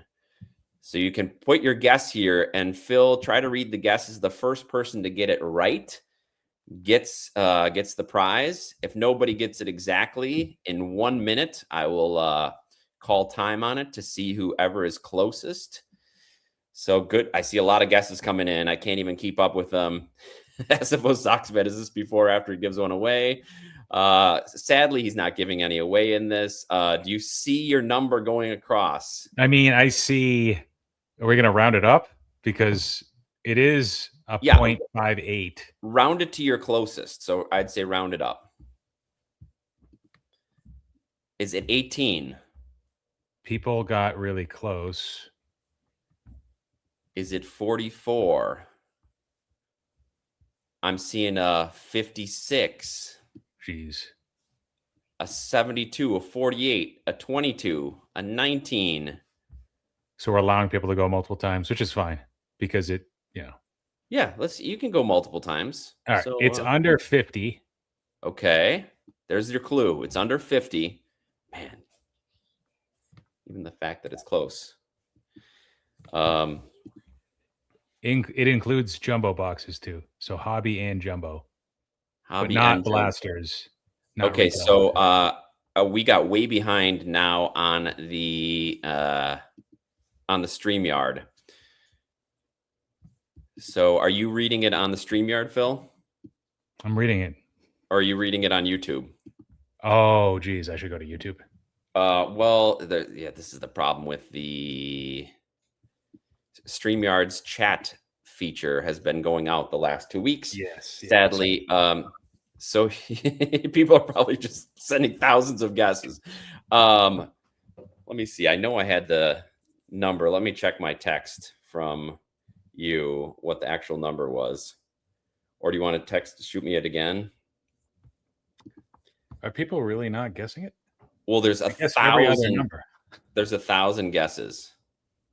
Oh, geez. I'm seeing the same number. Situational Adventures says that they will find it for us. So do you want to reveal the number and then they can help us find it in the chat? Maybe we should just give it to the first person that picked 34. All right. 34 boxes of 2018 Topps Update. That's insane, first of all. Yes. So if anybody can find us who said 34, I see there's a couple 34s. I know Ball Cards in the Attic said 34. Cozy Cards had said it earlier. Yeah, the answer is 34.58. I was looking for 35, but I didn't see anybody guess that. And at this point, skip it to the first person who said 34. Okay, it looks like Joshua. We're getting now. Now StreamYard caught up. All right, so Joshua, thank you everybody. Joshua Stell got it. Great. So Joshua, if we can see you can have your choice of these two. Yeah, a lot of 34s. So Joshua, no 35s though. No 35s, which would have been technically correct. There's Joshua. Yeah, 34.58. Ball Cards in the Attic with the exact number. All right, so Joshua, let me know which of those you want. So 34. Timmy Two Hobbies guessed 35. Oh, he did. Jesus. Real early too. All right, I've got two prizes. You both get these. You're gonna each get one. I'll do it randomly unless Timmy and Joshua can decide which one they want amongst themselves. But shoot me your address on Instagram, and I'll get you the prizes. But let's talk about that 34. So what is the plan? Somebody else talked about your exit plan for wax. Does all your wax go into the RC Explosion boxes? Do you keep some for yourself as investments? What's the plan? Half and half. That's kind of the way I see it. So what I have left for update, I used to have so much more. Wish I still had more. I wish I bought more at the time. Everybody wishes they bought more. Oh, of course. I opened so much. What can you do? Especially Chrome. I have 2 sealed cases of regular hobby, so I'll probably keep those sealed, which means that 2 cases. How many are in a case? 12. And then I've got a jumbo case as well. So that's 30 hobby boxes that are pretty much protected. I've got like 51 blasters. I think I told you 50 or 51 blasters. Wow. Yeah. I'll continue to buy update though if I can find it. So it's not like the RCB gets completely shut out. I also had 2 sealed cases of 18 Heritage High Number, and I had to open up one of those cases in order to put them in the RCB. So if I have to, I'll go down that path. I have to look at everything else I have and make a decision holistically. Like, is this going to hurt my 2018 wax position? And I look at my Ohtani exposure and the singles. Overexposed? Yeah. At this point, I'm not too worried about Acuna screwing up because Ohtani's made up for that and more. And Soto is steady Eddie at this point. So he's not really going to help or hurt 2018 stuff. The way I see it, Ohtani is going to really carry that. And got some Bowman too. Got some Bowman too. I'm trying to and I'm going after stuff where I think there's lower CAT scanning risk. Not zero. That was a question that came up earlier. Yeah. How you feel about CAT scanning in general for your collection, and I suppose as it relates to some of these bigger products that you're exposed to. Yeah, I haven't gone out of my way to find 2018 Topps Chrome Hobby or Jumbo, especially if it's not a sealed case. And sealed case would be super cost prohibitive at this point. So what would it run? 60 grand for 40 grand, eight jumbos in a case. So that's about 40 grand. And then maybe a little bit more if there's like a sealed case premium, which wouldn't be much, maybe 5% more. And then for regular hobby, those are like 3,200 maybe. So 40 grand again. Wow. Yeah. That's cost prohibitive, I would say. But it's funny. I was thinking about this. 2018 Topps Chrome Sapphire. Yes. Boxes of that you could get a year and a half ago for what basketball is going for now. The recent release, the 8,000. If those are real last year, I was wondering what it would be because that's one Sapphire box that I wanted and never got because I thought, I can't pay 6,000, I can't pay 8,000, and now of course you should 20,000. We should have. Those hardly ever came up for sale too. That's always a good sign. Yeah. When you see like 1 or 2 auction per year, that's gonna be your chance. If you're gonna overpay for something, there it is. But there just wasn't much print. Yeah. We're talking about print runs. That was a really low print run. Yeah. And you got like 3 guaranteed reds or better, I think, in each box. And you didn't get guaranteed a complete set, but like the Acuna card used to be really meaningful. And now the Ohtani cards surpassed it, of course. But I think if you open like 3 of those boxes, you'll get 2 of each of those players, I think, something like that. So, so CAT scanning is a risk. B-Rom said, freaks me out buying sealed. I bought some from Golden, and I'm worried they would be the types to scan it, particularly after watching them on Netflix. I don't know how widespread CT scanning is. It was so talked about when it first came out. Was that like 18 months ago, maybe 2 years ago? And now it's just, we thought by now that Topps would have something in place to prevent that, at least on some of the higher end. Like, what about Basketball Dynasty? They have to have something to prevent that, don't they? Before that comes out, or mark it somehow, mark the boxes that they've been hit with radiation. Yeah, I know. Pretty sad. I don't know if it's a good thing or bad thing that we haven't gotten more publicity on the industry that is CAT scanning and how it fits into the card space. You know what I mean? Like, that was hot for a while, and there were all these startups, and then you saw people talking about backlogs at these companies, and then Golden was implementing it. And what's really been said since then is like Fanatics threatening to sue all these companies. Is that why they're being hush hush? I wonder if those websites are even still up at this point. Yeah, I haven't even looked. I don't know. Yeah. So like you look at Topps Update, is somebody really going to CAT scan a case of 18 Update to try to find an Ohtani Independence Day? Sure. There's probably somebody out there that would do that. But, probability wise, especially, and I know it doesn't help, like in the case of people acquiring it now, I've had mine for 4 or 5 years. And then, of course, the person has to trust me when I sell it to them. So it's a different story. But for sure. And that's what Chris says in the comments. Chris C talks about buying his directly from dealers and having it since 2018. So he's not as worried about it. But yeah, just like it goes with somebody like Phil, who has a business that relies on his reputation for where he acquired these cards. People have to trust you. You can say, yeah, I bought it directly from the shelves in 2018, but unless you've built something of a trustworthy reputation, they don't know that for sure. Could be some G.I. Joe cards in there. Could all get hoodwinked. Yeah. With the RC Explosion box, I provide product sourcing disclosures for if something's more than $10 a pack, which is pretty much all the high-end stuff and some of the original stuff. And in many other cases too, I'll provide where I bought the stuff from and when I bought it. Is that good or bad? Is this foolproof? Does this protect you? That's up to the person to judge, but I'm at least trying to provide some lineage, some provenance, because that's what I would want if I was opening wax, I guess. Sure. Then I could make my own decision. Sometimes it's like roughly 63% of packs were sourced from loose hobby boxes that I bought in 2023.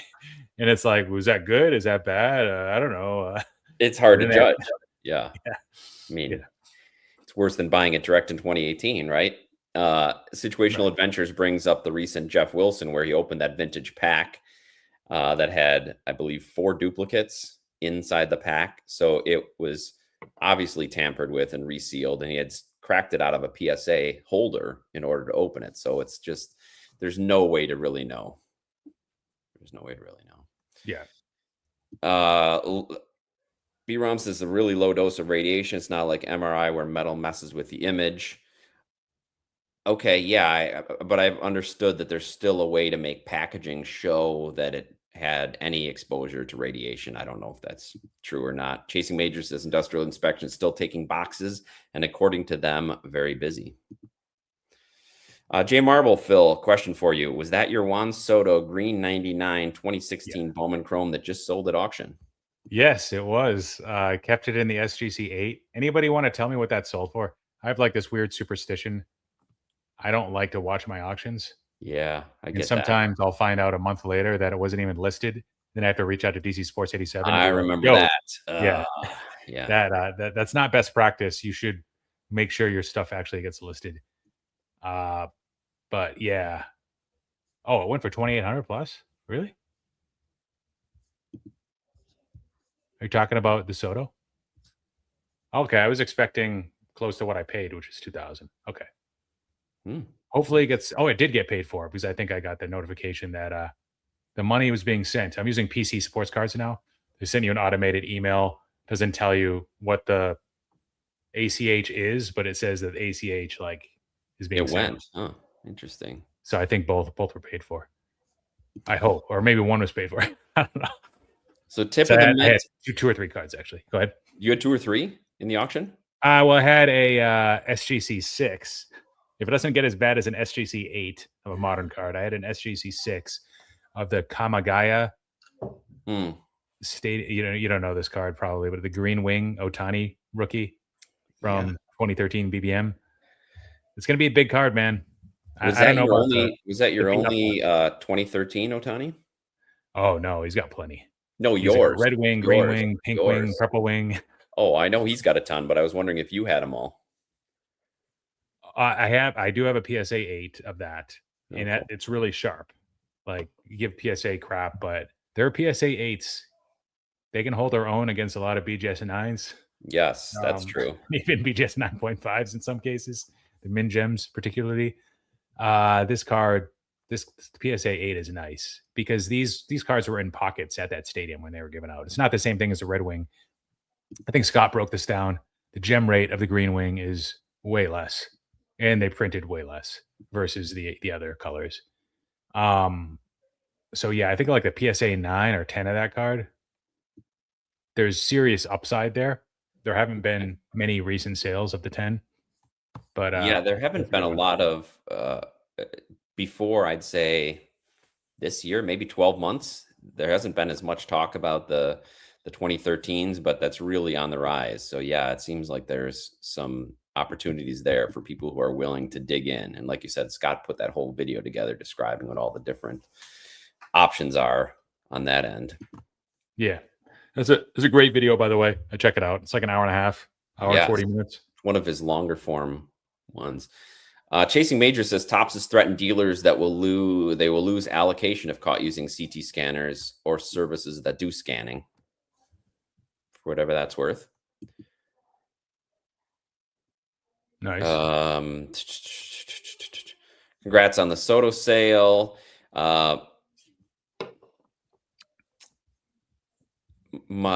Chris C says my 80s wax wasn't scanned either.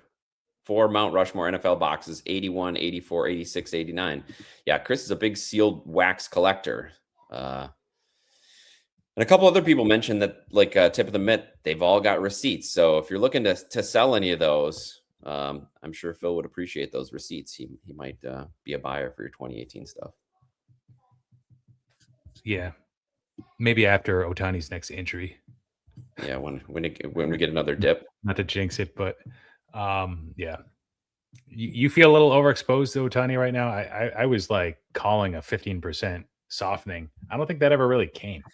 Maybe a 0% softening and maybe a 5% increase. And a little hardening, if anything. Yeah. I was really surprised too. I was interested to see what the off-season lull would be for Ohtani. And maybe it was at such a peak after those huge playoff performances that there might have been a slight dip there, but it wasn't a dip below what it was in September. So it's just kind of this upward trajectory.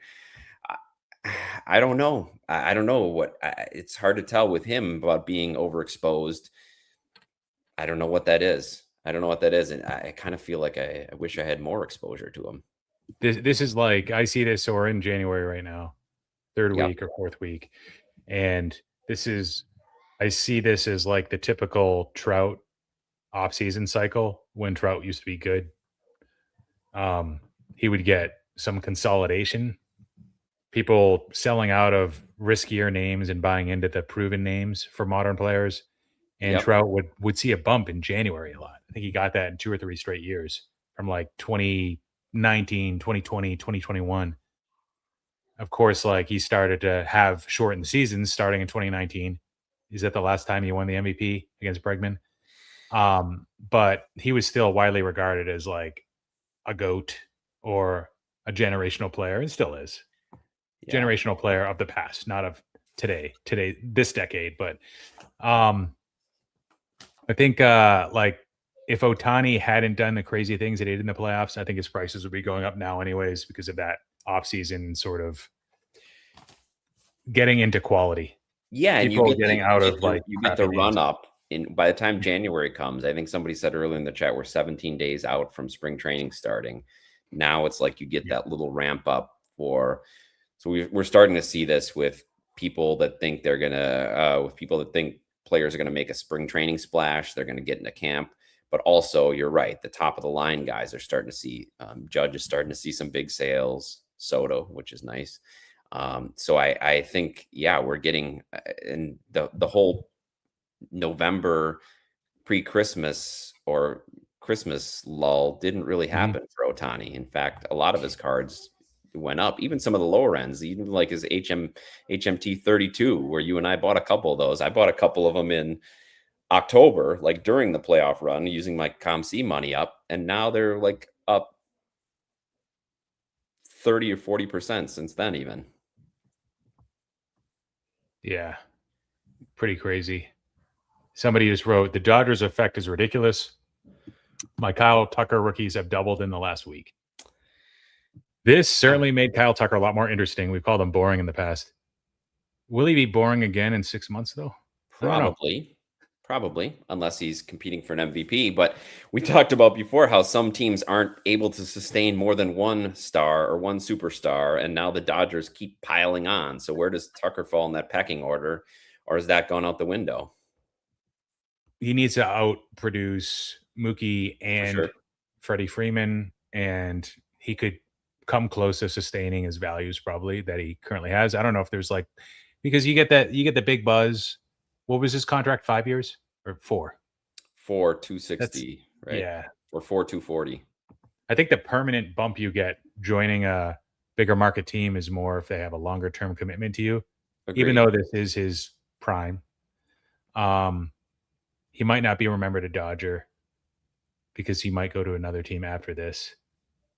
But if he's good, I'm sure they'll sign him. If he still has a lot of mileage left, if the future is anything like how the Dodgers are kind of landing everybody today.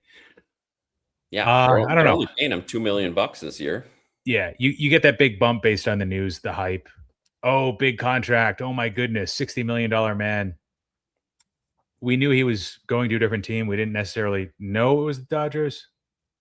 We knew it would probably be a big market team. So I think he was probably undervalued because of that. But I think the headlines help that Dodgers plus 60 million, but still a lot of this is short term. And he's never been an exciting player. If you're a fantasy baseball player, he's been great. He's been consistently great. Even last year with his injury shortened year, he still produced. But he just has never really moved the hobby needle. Even when he was the main guy in Houston, he was still overshadowed by Jordan and even Altuve. So I don't know. I don't see him as a long-term place to put your money. People that follow the National League, well, I guess this is American League too, but Kyle Tucker over the last year, does he really get booed? Does he really get booed when he played the Dodgers, like Cubs Dodgers? Because that's interesting. Because I know he debuted in 2019, and that's the year that the scandal broke. But the scandal was mostly around 2017, wasn't it? 2017, 2018? Yeah. Was some of it 2019? I think Bregman kind of got the tail end of that, and Tucker not so much. He's not really facing too much of that Astros backlash. Yeah. It's easier for him to escape it than somebody like George Springer.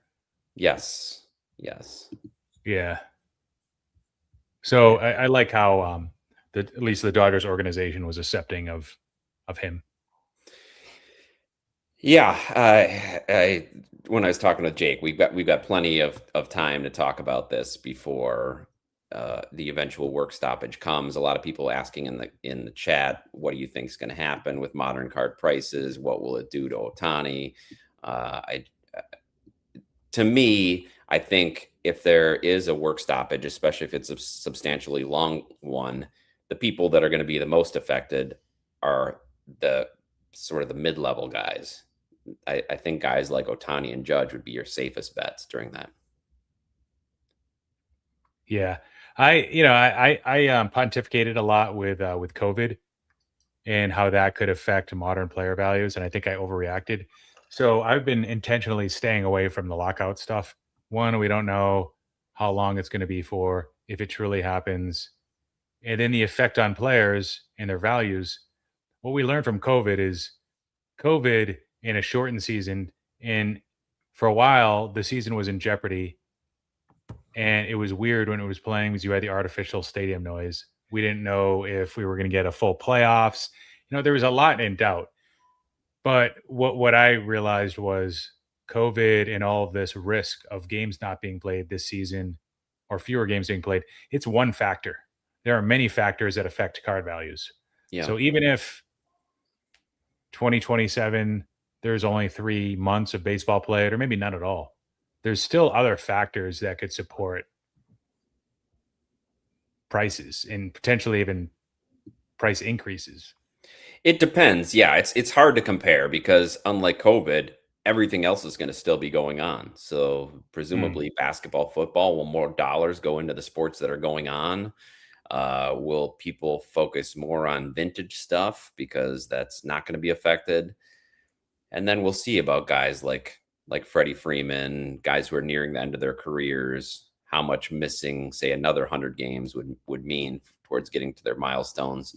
There's a lot to figure out, but you're right. It's a long time that they have to work on it. I don't know how they're going to manage to overcome this owner versus player struggle. That's what I don't know how they're going to overcome, but I'm not going to like run into all of these risky bets on unproven players or players that have been in the league for just a few years. And I'm not going to like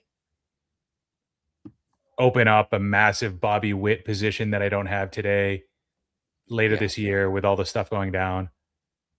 But it's not going to be a major deterrent either. Like, I don't know. I might like take a little bit of risk off the table, and then with Ohtani, I'm probably inclined to do even less. But the thing with Ohtani is that he was never about the big number. It was never going to be about the big numbers for him. He came here late. He didn't start early. He was never going to hit 700 home runs. That wasn't part of it. But what he is doing on an individual season by season basis, I think, has already established his place in baseball history and in collecting history. I don't think there's going to be a lot of people dumping him if for some reason he misses half a season there, and for that reason doesn't get to 450 career home runs. Yeah, the 3,000 hit thing would suck if we could see that with Manny Machado, Freddie Freeman, some of those guys as they get closer to it. That would be bad. That would suck for them. World Wrestling Kid, you can crack anything anytime. PSA does not care if you submit the same cards. Oh, he's talking about sharing information across companies now that Collectors owns both. Yeah. They may share, but we've already been told that PSA has fingerprints of all these cards. They're just, they're still grading them. You're still paying the money. I don't think that's the least of their concerns. For antitrust purposes, it might be beneficial if they keep walls between all of the companies and they don't change any of the synergies that they could create, which could ultimately be perceived as helping PSA more than the others. I mean, not in this example. This one could help all of the companies all at once in the industry as a whole, but I think they might try to keep like separate management structures, separate staffs, separate all sorts of stuff, websites, registry type things on their website, right? Databases on the back end and all that stuff. Curator asked if they're going to still print Michigan cards and graphs at upper decks. I don't think anything is going to stop the printers. I think Topps will still roll the printers out unless they see that there is a lack of purchasing. So if it looks like there's going to be a lockout, they don't know for sure by the time they have to prepare Series 1. So we're definitely going to get Series 1.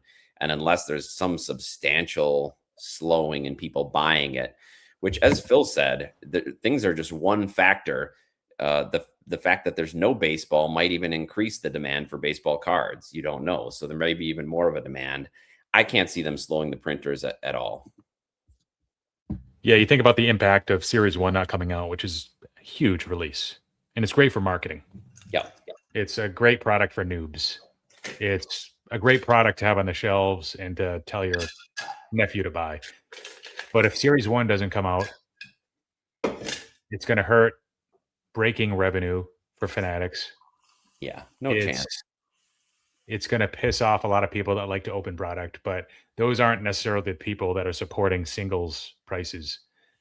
So is 27 Series 1 not coming out going to affect 24 Topps Chrome Ellie De La Cruz cards, the singles, the prices there? Probably not directly. If anything, like, I don't think there'd be any effect. But so then you think about like fewer sets being produced over a year, and then the following year comes and everybody wants whoever the next rookie is, Connor Griffin, 27 Series 1. He doesn't have Series 1. He doesn't even have Heritage, so they have to just pick up his like Sapphire cards and Cosmic cards and Topps Chrome Update cards. And then he has fewer, so that increases the singles market because there's fewer stuff to saturate the market. So that could be potentially a benefit, but that's after this thing's resolved. Yeah. Real Tail Ripper. Yes, there's a few guys like this. Yep, Stanton. It would definitely affect him, but we'll see. We got plenty of time to talk about that. So let's skip away from that for the few minutes we've got left. I do not have any wrestling slabs. World Wrestling Kid. I was into. I liked to watch WWF when I was a kid. I haven't been into it much lately. Are you a wrestling collector, Phil? No. So can't really help you there, but there are quite a few wrestling collectors in the Discord on Patreon. So they talk about wrestling cards and just kind of all goes over my head. But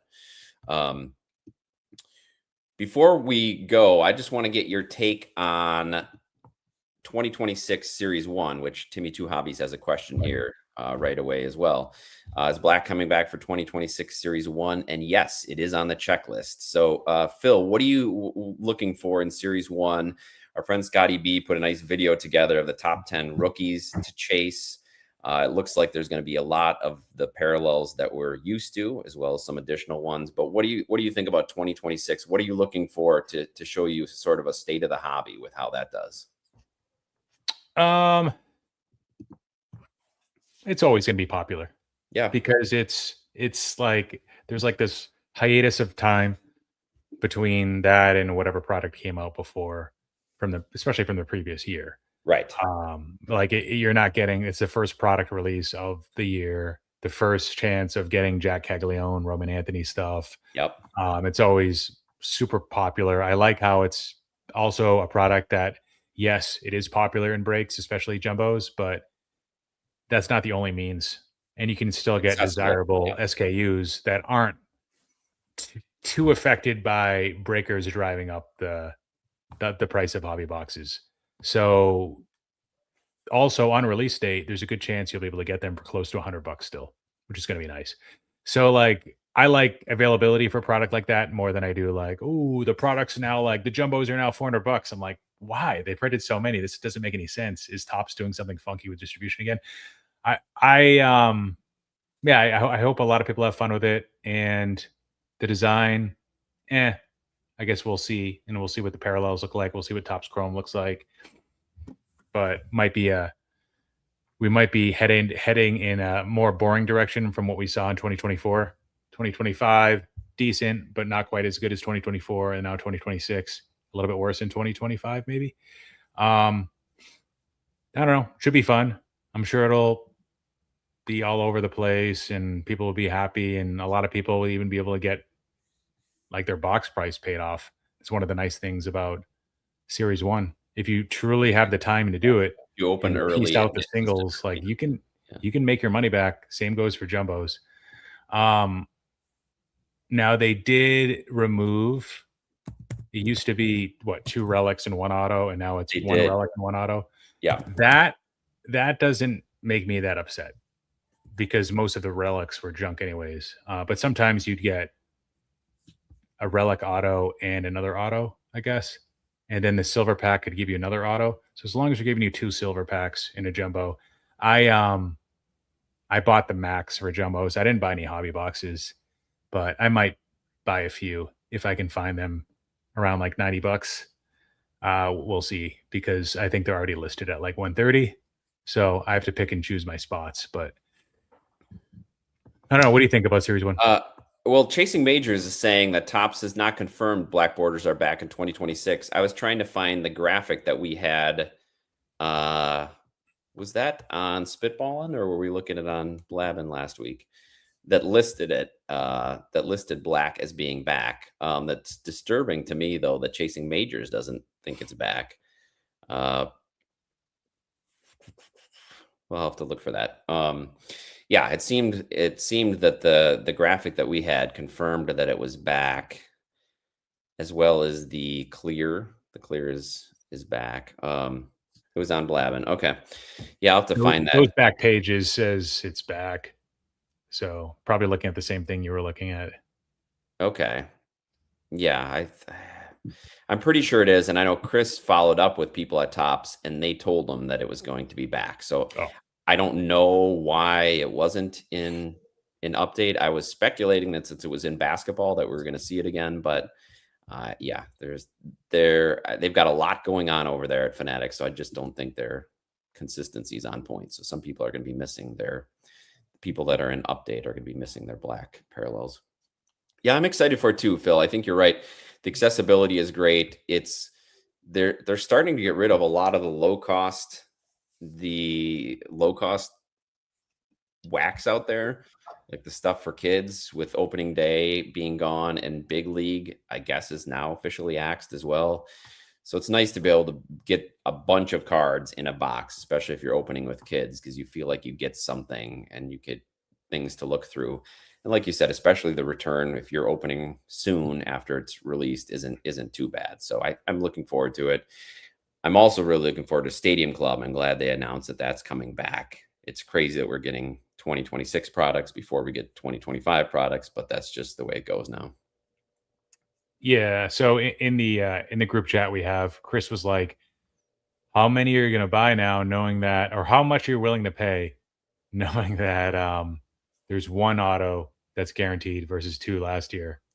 And I said the same. I don't know, certain products, I don't think the autograph matters much. If they did that with Bowman, I would be really mad. They did it with Topps Chrome, and people didn't even flinch when they took the number of autos down from 5 to 3 with jumbos and 2 to 1 with regular hobby a couple years back. Yeah, nobody flinched. So like with Stadium Club, is it really going to matter that much? I figured they dropped the price point for the first year they're doing it, like they often do when they make these changes. And 120 was probably a steal. Those cases. So Topps needs to figure out their website situation, because people are saying that, oh, I kept on refreshing my cart and I was able to get a case minutes after they showed as being sold out, which I give up at that point. I don't even have the link for cases. I couldn't even find them on the website after they were gone for me. But I bought the max of hobby boxes. I think it was 10 at $120. So last year they were selling for probably 150. Yeah. And then they didn't get cheaper, right? Like they didn't get cheaper after release. I don't think they went over 200, but they kind of just floated around there. And to your point about autographs, especially with Stadium Club, what autographs in Stadium Club are worthwhile? Maybe 1%. Yeah. So typically you're going to get, I don't know, a middle reliever auto anyway. So I don't think that matters as much. Could you get a veteran? Yeah. Or a retired player, I mean? Occasionally, yeah. Occasionally you can pull somebody really good, but that happens few and far between. Yeah, I wouldn't go crazy on any 2025 product. Like, look at Topps Chrome right now. I just bought some on DealerNet for like 170. Did you really? Regular Topps Chrome and Topps Chrome update. After some of the top names have been pulled, the MLB debut patches, namely Kurtz, that one is sitting at 250. Topps Chrome update, which is a little bit different than what I expected. So except for Cosmic, all of the rookie card oriented products are just kind of, they're hanging on. But I mean, this shows an rookie class versus a strong one from 2024 or from 2022, 2023, somewhere in between, probably like a 2022 or 2024 in this year, where it was at least like, okay. This year, it's like Kurtz. It's Kurtz, okay, and James Wood and Sasaki, but then after that, big drop off. Huge drop off, right? At least for now. I mean, we'll see if this year, if anybody from last year can break out. That's always the hope, I guess. If Wood didn't fall off a cliff, I think it'd be a different story. True. His second half was abysmal. Horrible. Okay, yeah. Jacob Wilson, yeah. But even he fell off as well. I mean, Jacob Wilson was leading the league in hitting, and it wasn't a great time for all those guys to come out with their big rookies. Yeah. Okay. Thank you, Chasing Majors. Yeah, they listed it as a new parallel, which is crazy because I guess it's just because it was gone for that one season. That's what I remember mentioning that to Chris last week, that they just took it away so they could highlight it as a new parallel. What are you going to do? Wood is probably going to be a stud. He's got all the tools, but gave us a little pause seeing how much of a swoon he went on in that second half. Yeah, Cruz at age 23, he's a little bit more of a lottery ticket. But Wood, I think he's not done. Like I think the first half version of him. Not saying that that's going to be more of what we see in 2025, but I think we'll see something in between first and second half, and that'll be a massive season. That Nationals team they've got a lot of young, fun guys to watch, and they traded Mackenzie Gore. I don't know if you saw that today, Phil. Oh, really? Prospects from the Rangers as well, so they're still going with the young guys. Yeah, they did well with that Juan Soto trade, although it made the team not much better. Maybe a little worse, but I think they're set up well. Yeah, knowing that they couldn't keep him, I think they did as well as could be possible. Yeah. Hot sauce. We talked a little bit about Freddie at the beginning. That's just another part of the economics of baseball. We knew it was coming. I think they did as well as they could. And they're primed. They're primed for a 2029, 2030 run for the Brewers after the 2-year strike. They're going to be in great shape. Gunnar. We lost Phil. He'll be back. Gunnar got any juice left. Hype has really fallen off. He had a little bit of a rough season last year. He wasn't fully healthy, but I think he is going to be back and better than ever. That Orioles team, they're struggling a little bit, but hopefully they can get it together. They just have no pitching. So we'll find out. But we've been going for a long time here. I think Phil's computer said he had enough, which is completely understandable.